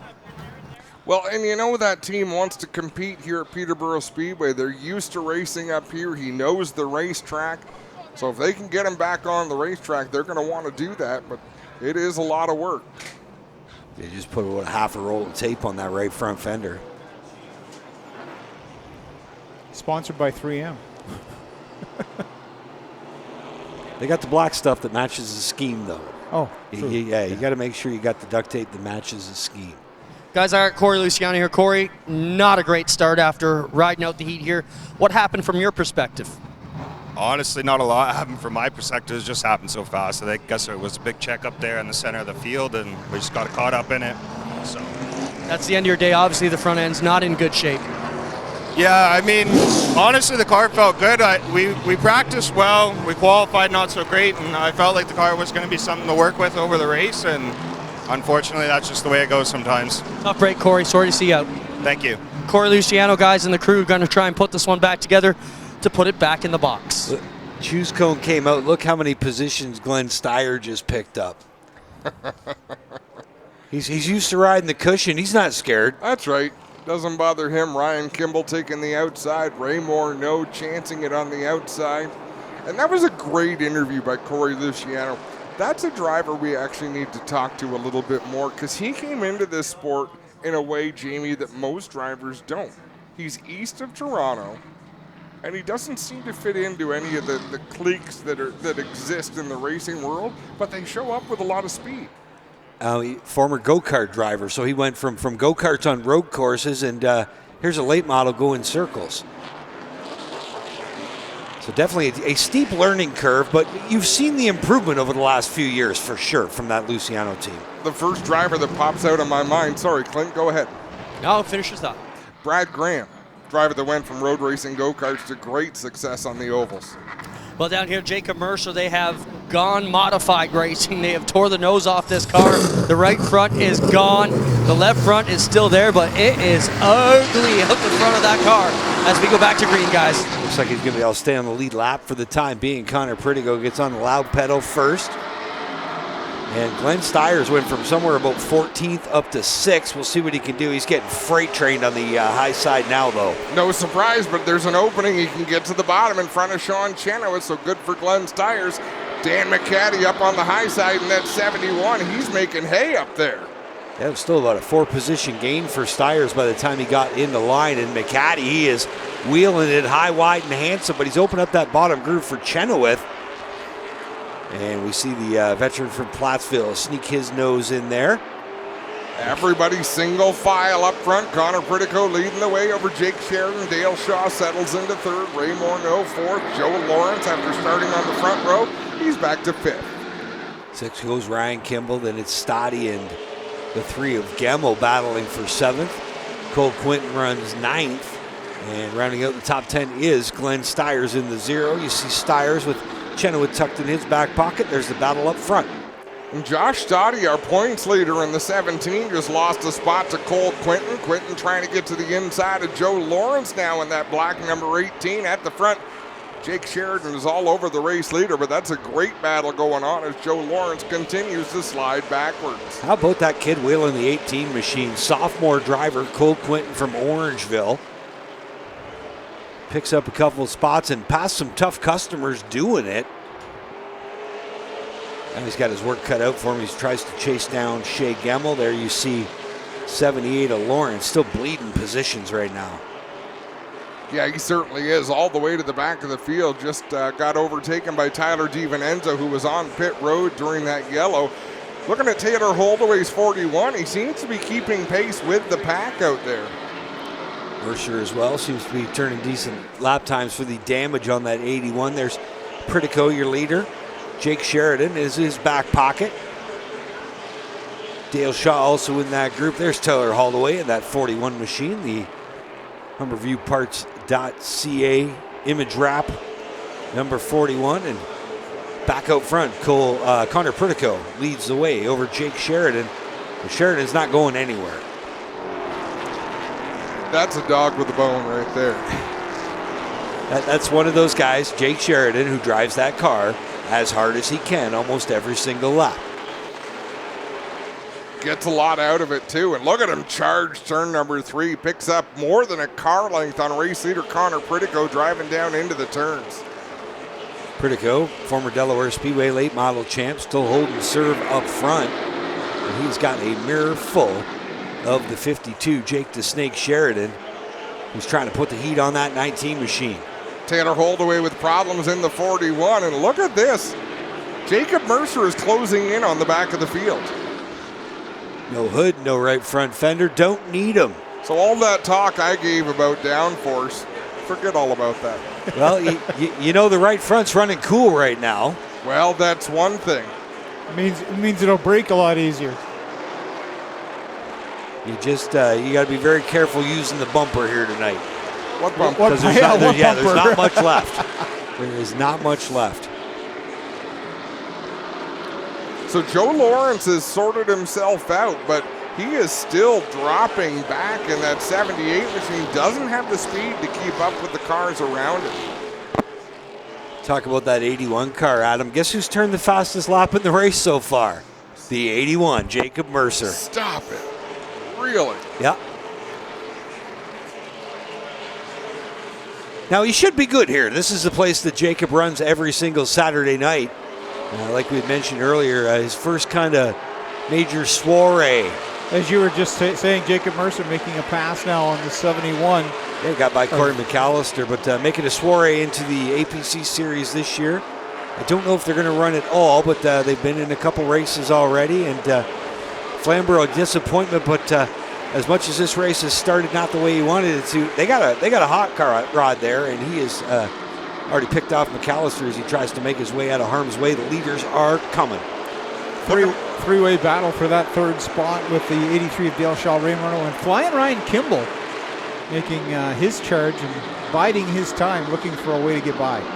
Shea Gimmel, an early mover. He started 11th, already up to 6th in that APC sponsored number 3 machine. He leads Josh Stoddy, who runs 7th. And meanwhile, you see that battle between Dale Shaw, the wily veteran, and Ray Morneau in the 30. Dan McCaddy to the inside of Sean Chenoweth off of turn number 2. He'll pick up a spot. Chenoweth closes the door before Junior Farley can get there. So McCaddy now up into the top 10 after restarting at the back of the pack after being involved in that early incident. He just gets by Glenn Stiers. Puts Stiers between him and Chenoweth. Chenoweth also gets down on the inside. Here comes the 72 of Junior Farley. Yeah, they're leading the freight train underneath Stiers. He tried to close the door on DiVincenzo, but the Hudco electrical supply machine was there. Tyler using up that right side as he says, "Excuse me, Glenn, I got to get by." Pardon me, coming through. How many different cars does Glenn Stiers have in the arsenal? Like just different types of cars? Probably 20. Oh, Joe Zero Lawrence goes around Lawrence. Stiers is looks like he's going to get going. Oh, yeah, but he shouldn't. No caution. Oh my goodness. How is there?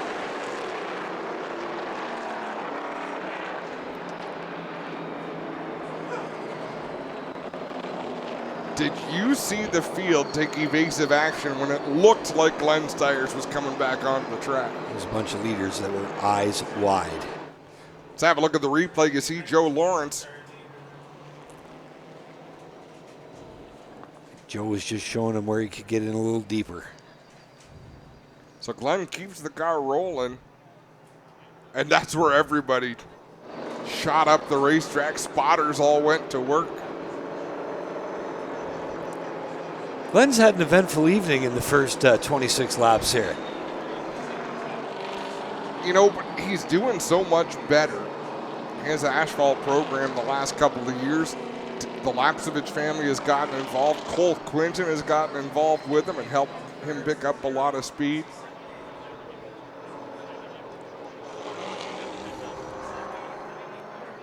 And some guys just do it naturally. Some guys can just go from the dirt to the asphalt, no problem. With other drivers, it seems to be as different as road course racing and oval track racing. Well, Glenn Stiers got his start on the pavement. So Glenn did tell me the original story about when they bought the late model, and he went to race at Flamborough, and they bought a car that was set up pretty well, and he said, we went there the first time, we unloaded the car, we did a heat race, and we all sat in the back of the pickup truck and watched the races and went out and ran the feature, and then all of a sudden next week we showed up and we were a little bit slower. I don't think he had realized at that point you got to do a lot of work on him. There is a lot of maintenance involved. I don't think they even brought tools the first time they went to the track with the car. It is a great story to hear him tell it. So Joe Lawrence being put to the back of the field. He will have to restart at the tail end of the longest line.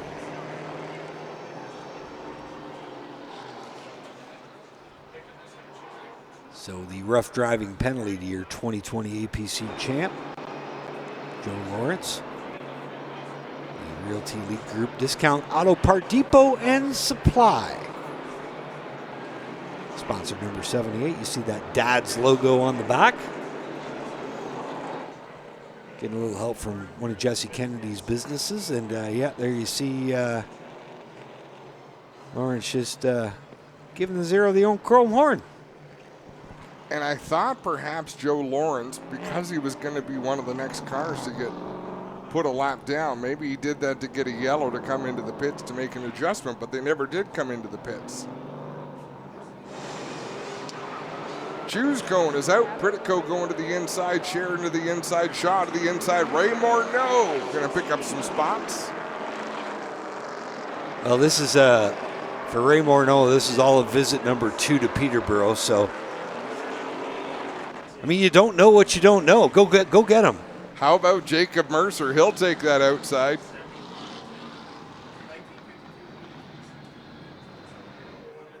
And he's going to pick up a few spots by doing it.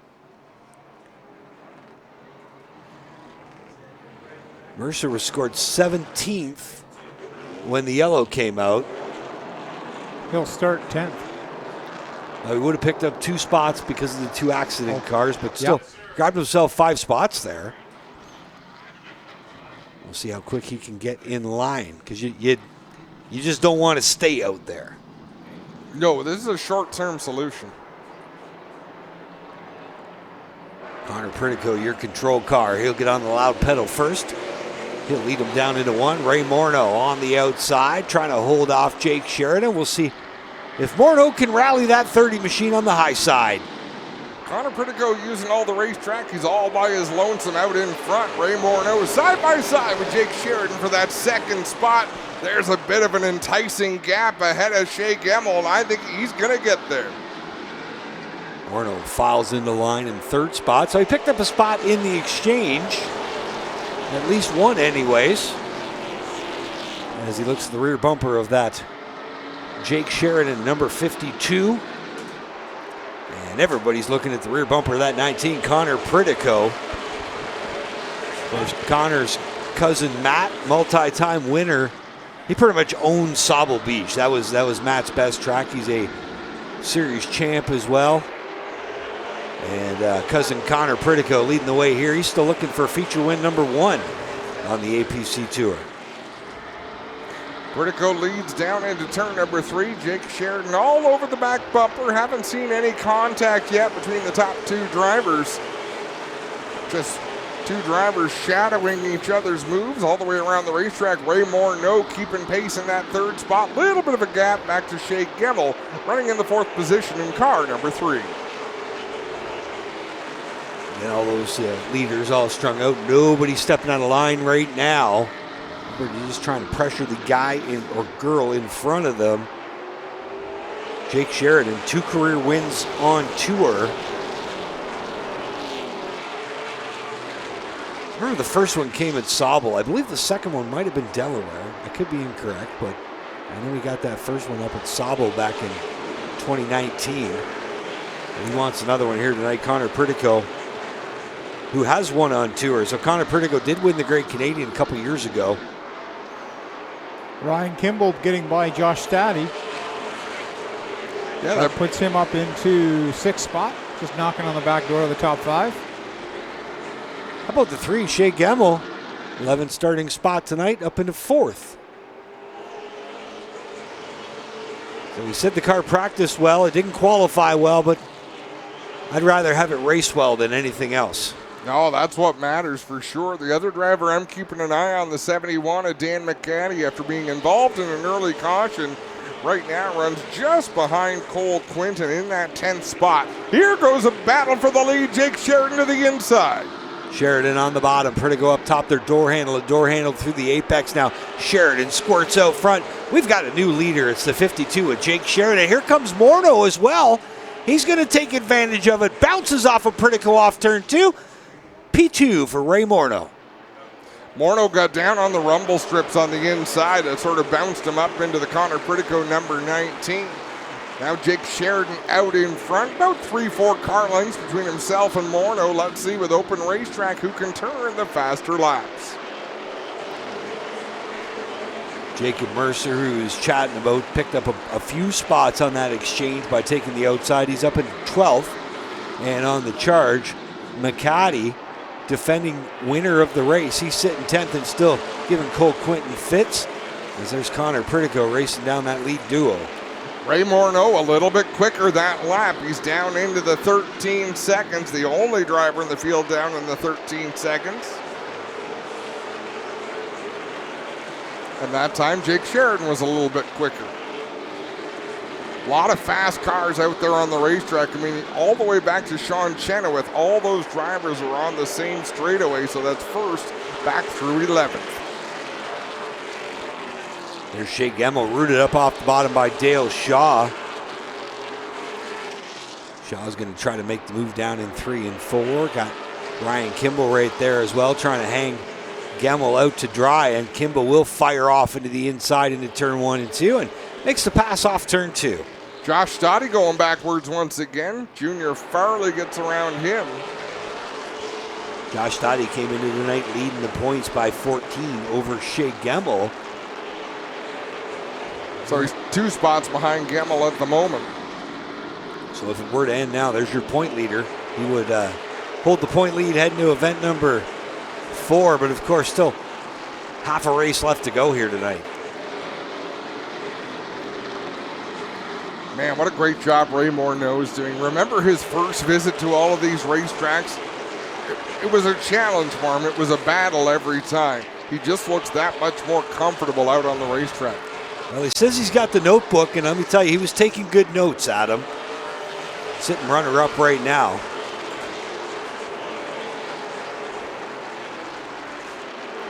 I believe they've got a Ray Morneau Pack the Track night coming up at Delaware Speedway in the next few weeks. And here's a battle between Dale Shaw.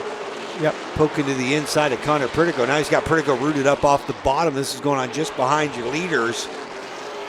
And Kimball looking to take advantage of the situation as well. There's flying Ryan Kimball to the inside of Pritico as both Shaw and Kimball go moseying on by.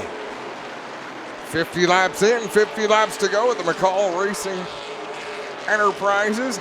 Midway leader is Jake Sheridan. Sheridan trying to really put a stamp on this one. 5-car length lead over Morneau right now. Half a second on the stopwatch, with Shaw another half a second behind that duo. How much are these lapped cars going to start playing a role here with, using them as a pick or using them as a pylon?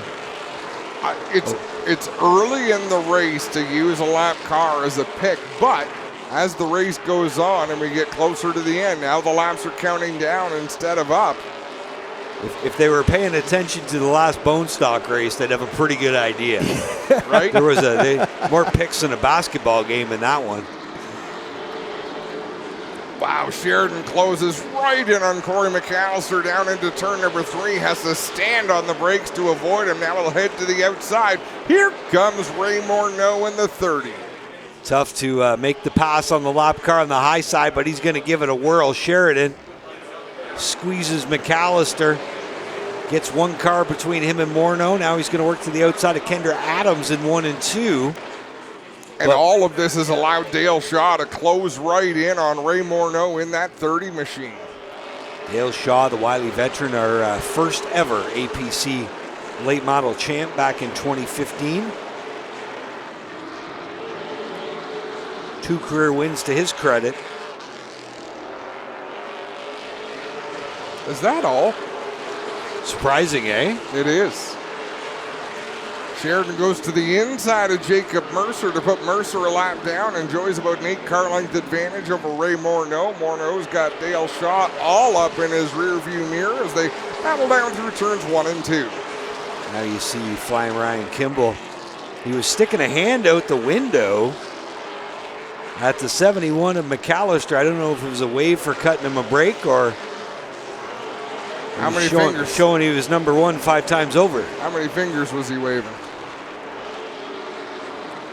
There you see Morneau coming under fire from Dale Shaw, but contact between the 71 and the 72 of Junior Farley and Dan McCaddy. Both got a little squirrely down the backstretch last time by. We're down into 1 and 2, 61 laps up on the board. That is the race for 8th spot right now. So Josh Stoddy would have just got around Junior Farley. He was trailing him for a number of Kendra laps. Adams, big moment on the front stretch. She was all kind of sideways, trying to spin out for about 200 feet, but a great save by that 2, especially if she's in a pack with a whole bunch of top 10 cars. So good job by Kendra Adams in the Mobil 1 Deuce. There you see Josh Stoddy trying to work to the outside of her off turn 2. Dan McCaddy, 3 wide, down the backstretch, into 3 and 4. He was not getting picked by the lap car. No way, no how. Not Dan McCaddy. He doesn't. Oh! Kendra Adams off the nose of Cole Quinton's number 18. Around goes the black deuce. Wow. Dan McCaddy threaded the needle through that. Did make a little bit of contact, it looked like, but he still kept it straight and going. Was that ever close between Cole Quinton and Dan McCaddy when they were taking evasive action? Yeah, that could have wrecked 3 cars right there. Oof. Guys, I just got word from Berlin. Trayton Lapsevich won the ARCA race down there just a couple moments ago. I've heard of that. Wow. Kid. It's pretty cool. That's amazing. See how close that was between Cole Quinton clipping the left rear corner of Dan McCaddy. And you could see Cole went to the inside, and you can see right before the contact that whole car dive when he realized that the 2 car was coming down on him. He was hard on the brakes. Wow. But he was already in there, and you're right, they just about wrecked a couple race cars right there. Watch the 72 of Farley right behind, makes contact. How do you get that far sideways, drive down into the grass and not spin out? And not do damage.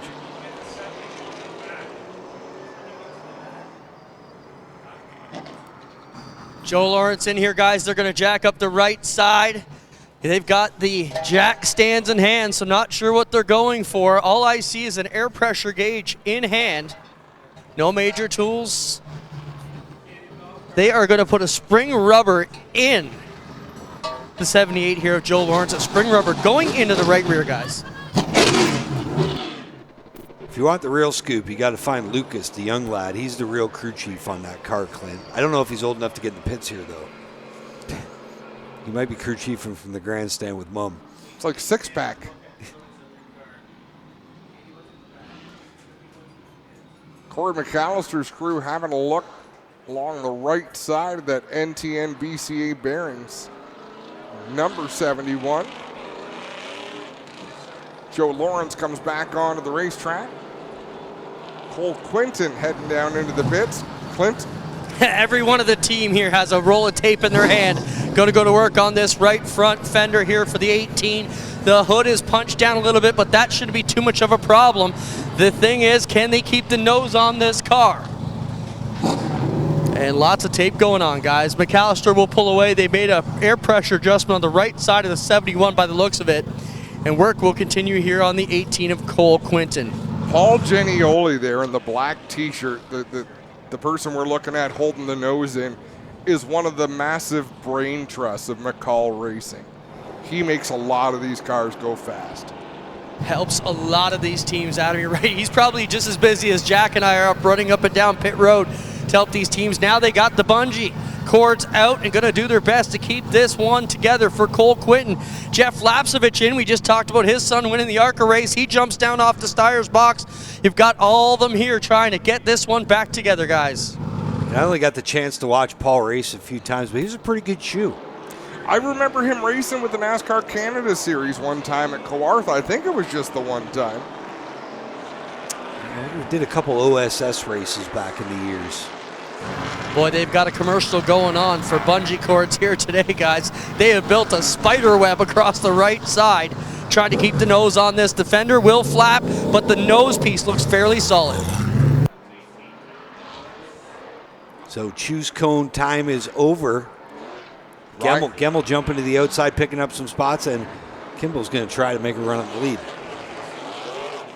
I think he's been holding back his car. I think he's just been holding a little tiny bit in reserve. And if anybody's going to make some passes on the outside here at Peterborough, I mean, hands down, it's going to be Kimball or McCaddy. Exactly. Those are the two guys that are going to be able to get it done. So we'll see what Flying Ryan Kimball can do with Jake Sheridan on this restart. The 52 is the control car, the 16 on the outside. Ow! 16 bounces off the 52, got a little loose, got a really good start there from the 16. And yellow flag out. Leave a little case of premature acceleration there on the 16. Kimball waving out the window. Seems to be common tonight. It's the thing with Ryan Kimball, he's seen a couple of these races get away from him. He was out-battled by J.R. Fitzpatrick here. Let's have a look at this restart. You can see Kimball about half a car out in front of Sheridan, gets on the loud pedal. You know, you're just trying to time it. It didn't quite work out. Don't take this the wrong way, but he knows how he has lost races before. Charlie, to your point, I think he has been saving some of his equipment. He's been down this road. He knows this is his best opportunity this season. Now here's the dilemma, though. He's used up his freebie. Yeah, that's true. On this restart, let's go wide open, courtesy of Dart Heating and Air Conditioning here at Peterborough Speedway.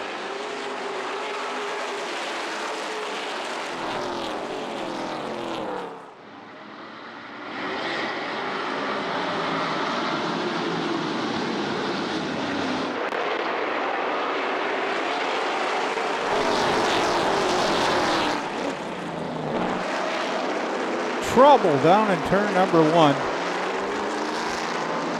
That took a long time to develop. It did. They crashed for about 250 feet there before it finally ended up. You weren't sure who was going to go. Somebody was going around. You just weren't sure who. Exactly. You knew there was going to be a victim.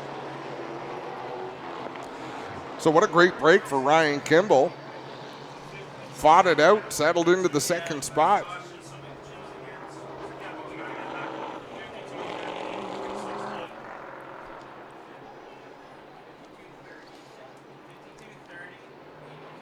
So listening to scoring, Morneau is still going to be scored second when they go back to green. Okay, so Glenn Steyer's got loose on whether he had help or whether he did it on his own, and it just stacked them up. So the way this works, they go back to the last completed lap. And on the last completed lap, it was prior to the last choose. I believe the whole field has to come by for it to be a lap.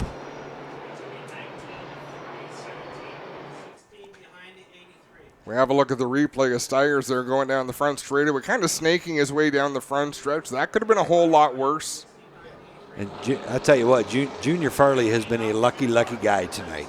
He was right in the midst of that, and that could have been a wet, hot mess for the 72 down into 1. These drivers are good. They have good reflexes. They have good spotters. Guys, Cole Quinton made a quick stop. They looked at the car, make sure it was all right. They sent him back out. Jacob Mercer's still got that right side problems, and they're working over now. Holdaway's jumped in on him. The one we're watching right now is Joe Lawrence, so they've got the 78 car up on jack stands, and they're under the left front, guys. So I got to wonder if there's maybe another spring rubber type of adjustment going in the left front here for the 78 of Joe Lawrence. I'm not sure whether Lawrence got back out there for that last restart. I think he did. But even if he didn't, they didn't do a lap, so he was good. Either way, yeah, whether he did or not. So they just did the choose, and now a number of drivers heading down pit road. Glenn Steyer's, Cole Quinton.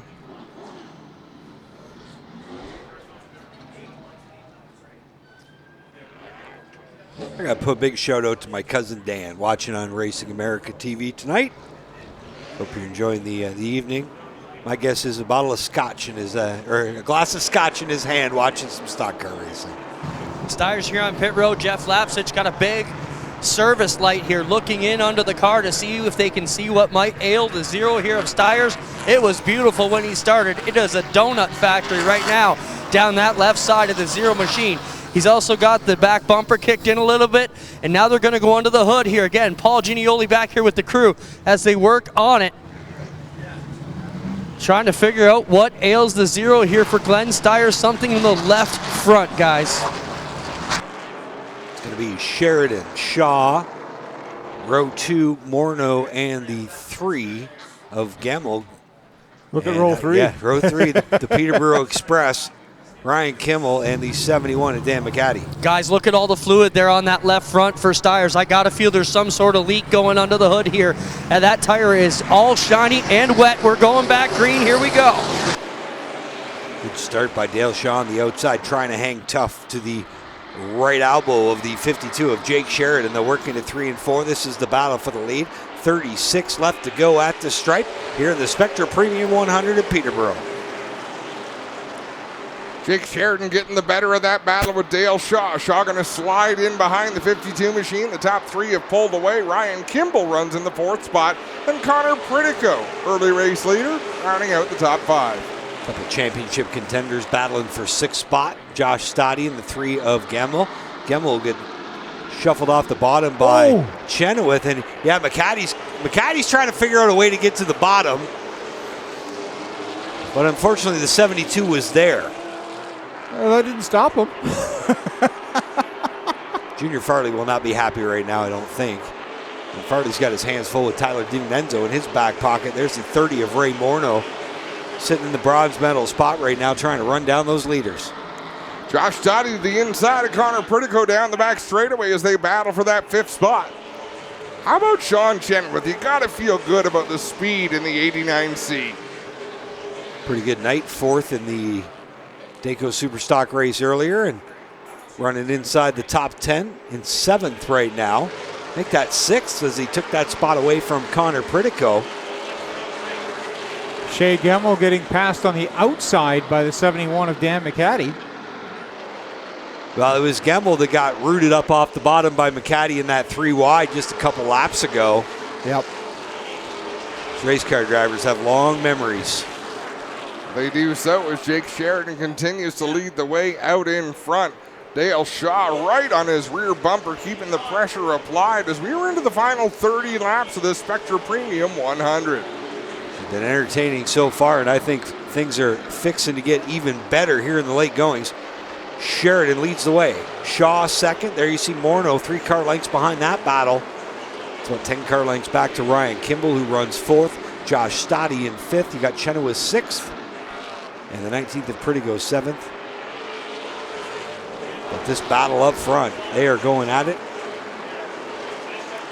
Sheridan's car looks to be a little bit all over the track compared to Dale Shaw. Shaw's really taken his entry running 1 arc.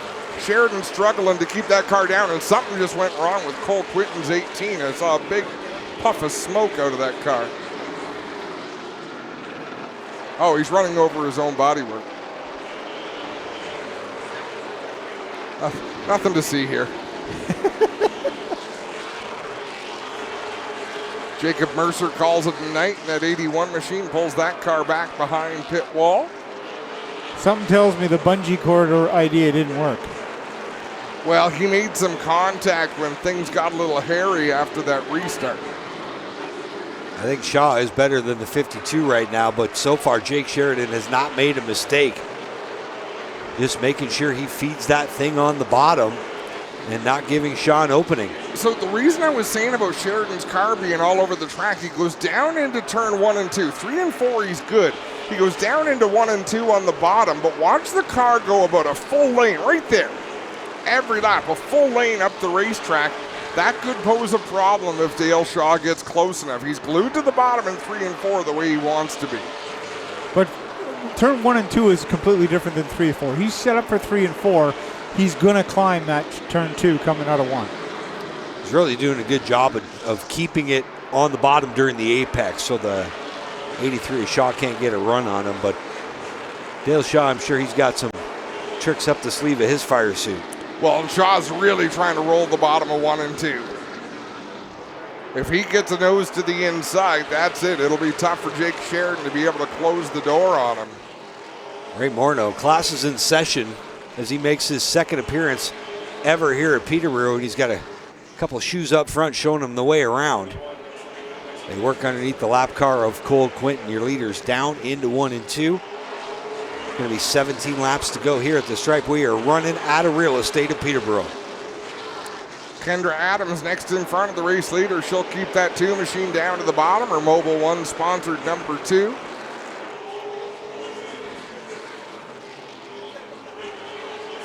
See how hard she races Dale Shaw here. Shaw able to easily get around on the outside. Now here comes Morneau as well. That was enough of a break. Allowed Sheridan to open up about a 5-car length lead on Dale Shaw. It might not be a good thing, though. Dale Shaw, give him the momentum of if he can close back in on the race leader, and he is about 0.5 of a second faster than Jake Sheridan. If you get that momentum and close in, it might lead to a better opportunity. Great race going on behind these guys for 5th between Flying Ryan Kimball, who's just sideways in turns 1 and 2. He's got Josh Stoddy breathing down his neck. Great shot by Abby, the drone operator. As you see, Stoddy able to pin that thing right on the bottom, and he's given the Norwood driver fits. 13 to go. Stoddy rolling the center of the corners very well. Ryan Kimball, though, with so much experience here at Peterborough Speedway. Kimball running a little bit of a defensive line down into turn number 1. Let's see among our leaders, though, who is quicker. Dale Shaw by a hair, but they are basically running identical lap times.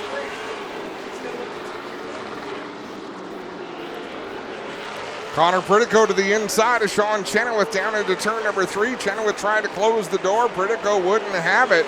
Now we'll try to go to the inside of Glenn Steyers. They're both battling behind that lap car with Dan McCaddy right behind them down the backstretch. Mercer still with the fastest lap of the race. Second overall fastest was turned by Flying Ryan Kimball, who sits 4th right now. That could be the best battle on the Speedway. Down into turns 3 and 4. There you see Chenoweth and McCaddy going at it. That's back for 7th spot. Stoddy continues to put the heat on Flying Ryan Kimball for the 4th position. And laps are winding down. Just 6 laps to go in the Spectra Premium 100. Cole Quinton up the racetrack in the 18 and 3 and 4. But I believe he was just getting out of the way of the lead lap cars. There's Chenoweth still leading the way on McCaddy. Chenoweth sits 7th. McCaddy 8th. Pritico in 6th, and there's your leader. 5 to go this time by for Jake the Snake Sheridan as he looks for APC career win number 3. Best battle on the track right now is Josh Stoddy pressuring the 16 of Ryan Kimball. Oh, trouble in 3 and 4. Tyler DiVincenzo goes around. And Grandma, put your teeth back in because we've still got a race to finish. Holy moly, do we ever. Guys, Dick Sheridan just walked up to me and said, I'm so nervous. Obviously the crew chief for his big brother, Jake, and he said, we have not had power steering since lap 10. If he holds on, it'll be a miracle. Jake little the Armstrong Snake Sheridan. Yep, that's right. So Tyler DiVincenzo has been involved in a couple of mishaps here tonight, but they've had great speed in that Hudco Electric number 97D.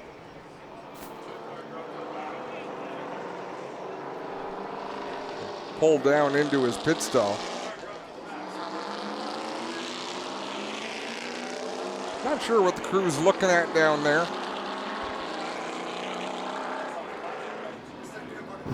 Bit of a body drag here, Adam, and a rub on the fender. So just trying to clear one of the body supports from digging into the right front by the looks of it here. So they need to get that car back out there. DiVincenzo, top 10 in points coming into tonight. Okay, and that was a 1-car spin. It looks like he just lost the back end of that thing. Because it looked like there was about 8 feet between him and I believe it was Corey McAllister. He was near. It was a black car, either that or Cole Quinton. I believe that was our stationary camera, right? The Gamble cam. Yes. It paid off. Car looks like it's frowning. Isn't that cool? It's got a snarl to it. They've made it look mean. It's PO'd. So Sheridan obviously going to pick the inside.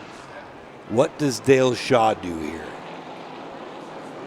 Does he go to the outside? I think you have to. And he showed on the last restart he could keep pace, sort of, for a lap or two up there. If he doesn't go to the outside, Kimball will. I agree with you there. I also think Dan McCaddy's going to go out. I don't think there's a snowball's chance in heck that Ray Morneau heads to the outside. I think he's planted on the bottom. Now depends on what Dale Shaw does. Also depends what Chenoweth does when it comes to Dan McCaddy. Right. I can with certainty tell you the 52 is going to take the bottom, though.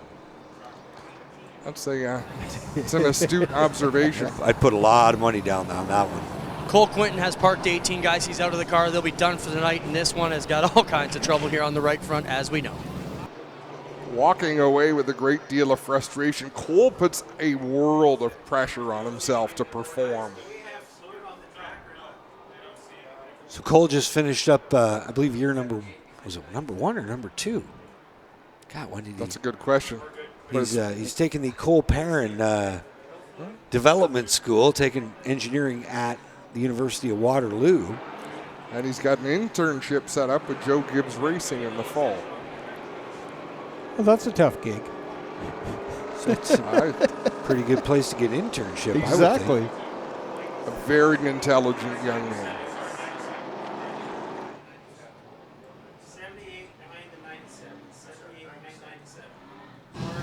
So just getting the back of the field lined up here. I think they've got it now. They needed Joe Lawrence up behind the 97 at Tyler DiVincenzo. I believe Joe would be the last car on the lead lap right now. Guys, I got Cole Quinton here. Cole, certainly a terrible night for you. Yeah, I don't know. Lap traffic was just kind of brutal there. We were dicing with McCaddy and I think Kimball and a few other guys. And I don't know, the 2 car just kind of came to a dead stop on the bottom going into 1. And I tried to lock it up and unfortunately spun her around. And then pretty much the same thing happened out of 4. She just slammed on the brakes when there was a small check. And I unfortunately got into her. I don't really know what to say. Everybody works hard to be here. But, man, do I sure ever work hard. And I'm just really disappointed for my guys. This is costly, and I don't know, we've already had an unfortunate start to the year. You just think it would turn around eventually. Thanks, Cole, for your time, guys. Choose Cone. A lot of frustration in the voice of Cole Quinton there. Kimball takes the outside from 4th spot. And so does McCaddy. And Pritico going out there. Yeah, Pritico. We haven't talked about much about Connor Pritico since he lost the lead about 25 or so laps into this one. It's been all Jake Sheridan since then, but now Sheridan's got Kimball on his outside. And again, Kimball does have 1 restart warning right now. Yeah, I think Kimball has to play pretty nice here. 94 laps complete, 6 laps to go, but he's still a racer, and he's really good here at Peterborough. Floor Coverings International Pace Truck dips down to the infield. That's what he's going to try to do right there. Keep his left front tire ahead of the right front of Jake Sheridan all the way around that corner. Sheridan jumps on it early. Half a car length, now 3/4 of a car length, and he's going to clear the 16 off turn 2. Kimball gets a good run through 1 and 2, but Dale Shaw there with the track position. Ray Morneau in the 3rd. He's got to close that gap to keep Ryan Kimball from getting down. He'll do so off of turn number 4 aggressively. Kimball tried to pinch him there. Morneau had none of it. He'll mosey on by into the bronze medal spot. Kimball going 4th right now. Battle side by side for 5th. It's Stoddy on the inside. And Connor Pritico trying to hang tough up top. Pritico does a good job getting down the racetrack. Now it's Dan McCaddy up on the high side. On the outside of Junior Farley out in front. It's Jake Sheridan by 4 car lengths over Dale Shaw. Pritico at the line. Your leader, Jake Sheridan, down into 1. Just less than a mile of racing left to go for the 52 as he tries to claim career win number 3. There's Farley down into 3 and 4. Chenoweth in his back pocket. And there's your leader again down into 1 and 2. Lap and a half to go for the 52 of Jake Sheridan. Dan McCaddy trying to hold tough up on the high side, doing a whale of a job. Sean Chenoweth trying to drive it deep but avoid Junior Farley. The white flag is out. Into 1 and 2 for the final time, and off turn 2 on the loud pedal, the 52 of Jake Sheridan. He's going to get that car settled to the bottom off of turns 3 and 4. And for the 3rd time in his APC career, Jake Sheridan will go to victory lane. Dale Shaw second. Ray Morneau, a fabulous third-place podium finish. Fourth will go to the 16 of Flying Ryan Kimball. And I believe your point leader, Josh Dottie, will leave here with the point lead after a top 5 finish. 6th through 10th is Connor Pritico in the 19, the 72, Junior Farley, 89C, Sean Chenoweth, 71, Dan McCaddy, and the 78 of Joe Lawrence. Tyler DiVincenzo will come home 11th, Shea Gemmel 12th. Nope, check that. Yeah, Shea Gemmel 12th. Yep, Shea Gemmel 12th. Kendra Adams 13th, just ahead of Corey McAllister in 14th, and Cole Quinton 15th. Glenn Stiers will finish 16th, Jacob Mercer 17th, Taylor Holdaway 18th, and Corey Luciano will wind up 19th. As the fireworks start, we had 100 laps of fireworks and now some post-race fireworks. Nick, what does it mean to the family to grab his 3rd win here after a couple of tough seasons? It's amazing, man. These APC races have been tough on us, and today was no exception, man. He lost power steering early, and I was nervous. I told you I was nervous. I came and saw you, but when we held on, he's a heck of a wheel man, that guy. It's amazing. I'm so pumped for him. This is nice to get one here. Hopefully get a few more. First time at Peterborough, we've been faster a lot. Just we'll keep digging. Go talk to your driver. Yes, sir.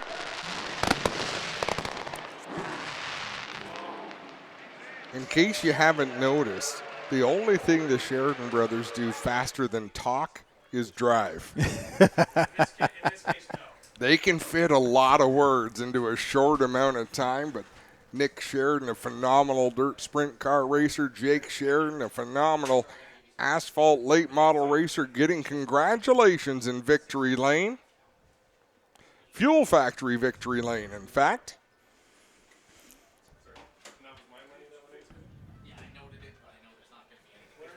Well, he worked for it tonight. See Jake getting the safety equipment off. And that Pride Seeds number 52, the Mount Bridges driver. Former Delaware Speedway late model champ. Again, 3rd career win for Jake the Snake. And he's had a bunch that have got away on him too. Oh, big time. Let's send it down to Clinton Jeffrey.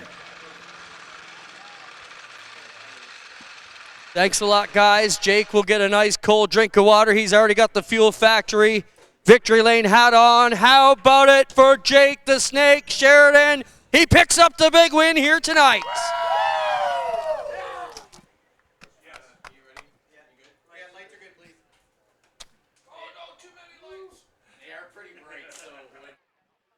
Well, Jake, you know, this has been a hard-fought battle for you guys the past few years here on this APC tour. You know, this new car seems to be giving you guys a big spark right now. So tell us about your night. You looked really good out there, Jake, and very composed. Even in that last caution, had to be playing fits on you.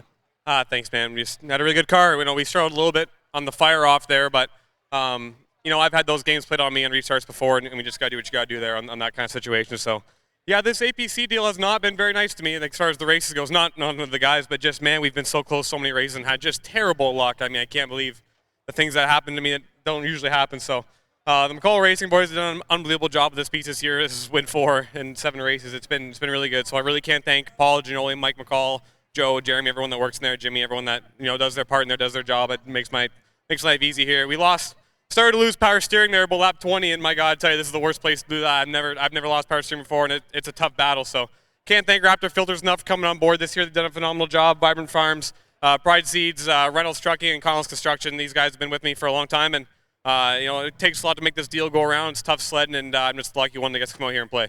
Is it any easier on the arms when you're out front? Not there, man. Man, it should be. Like, it's a lot easier normally. I was just biding my time behind the 19. I knew we had a good piece, and we got 10 laps in, man. This thing was unbelievable. I probably could have kept driving, and I'm glad I did, and I'm glad I stayed it for that late race restart. But, yeah, that power steering line going is, man, that's tough. I've never had that before, and I give a lot of guys credit that deal with that. Congrats, Jake. Thanks, man. I really appreciate it. Jake Sheridan picks up the big win here today. We'll get over and talk to Dale Shaw. Once again, Dale Shaw seems to get faster when it matters. He shows up at the end of these races and has a great result to show for it as he's getting himself situated. Now he's with Clinton Jeffrey. Dale, that's a pretty good rebound for you, too. You know, you fought up and down here. You were crew chief, car owner. Now you're back behind the wheel. Second's got to be pretty satisfying, no? Man, last time I was here in an APC race, we got lapped. And appreciate it, Ronnie. Man, that was a good car. Like, oh my gosh, you just ran 100 qualifying laps, man. Like that was awesome. I tried my best to get them. I didn't have any for them. They had a great car today, and man, I don't know, what do we have? A second, a sixth, and a second this year. So we haven't run worse than fourth at Sunset. So it's been a good year. Got to thank my crew, my daughter, my wife, everybody for coming today. Worked their butts off. It was an awesome car. Good job, Dale. Got to get a shot of the cutie here. Got the real crew chief in there. Ray Morneau, let's talk about your day. You know, Sunset was difficult. You came back, Flamborough, and now tonight. What a run here tonight. It must feel good to be in the mix all night long. Yeah, for sure. Our team needed that. We had a rough start to the year, so blowing motor, and then last week we were getting late to the track and had a right front caliper seize up. So to have a good run like this, it's good for the boys that work on this thing, and I'm looking forward to the rest of the year. We struggled here last year, and to come back here and run like this, I'm super proud. Right on, Ray. How long of a drive home is it? It's 5 hours on a good day, so hopefully tomorrow morning, we're going to stay in Peterborough here. Hopefully tomorrow morning the highway's good and we can get home and start working on this thing. Right on, Ray. Congrats. Thank you. Ray Morneau Jr. will be third. Dale Shaw will be second. And your winner, Jake Sheridan. Guys, take us home. I haven't done all the math, but I will tell you that the top 5 is going to be very, very close when we get to Delaware in a couple weeks with Josh Stoddy, your point leader, losing ground to Dale Shaw and Jake Sheridan. It is going to be tight in the championship race. Adam, always good to go to Delaware in a couple weeks. Absolutely. It's kind of home base for the APC series. Great car counts down there. And it's a big racetrack. It's just a different flavor of racing at Delaware. But what a show tonight. You can't ask for much more out of a feature event, 100 laps of excitement. Charlie, how does this compare to what we see on a weekly basis here? You know what? This is the class of racing. This. You came tonight to see the best people in Ontario and in Eastern Canada race, and you got the show. Absolutely did, and that's going to do it from here. We've given you the full field rundown. So on behalf of Clinton Jeffrey, Ben Hodgson, Charlie Toner, Jamie Maudsley, I'm Adam Ross saying so long from Peterborough Speedway. We'll see you in a couple of weeks from Delaware.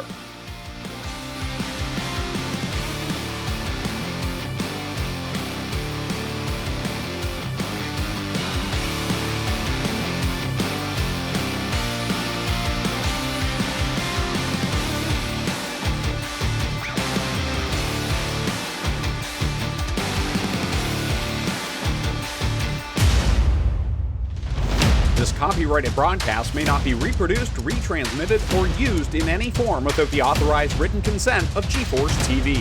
GeForce TV would like to thank you for your support and for watching today's broadcast.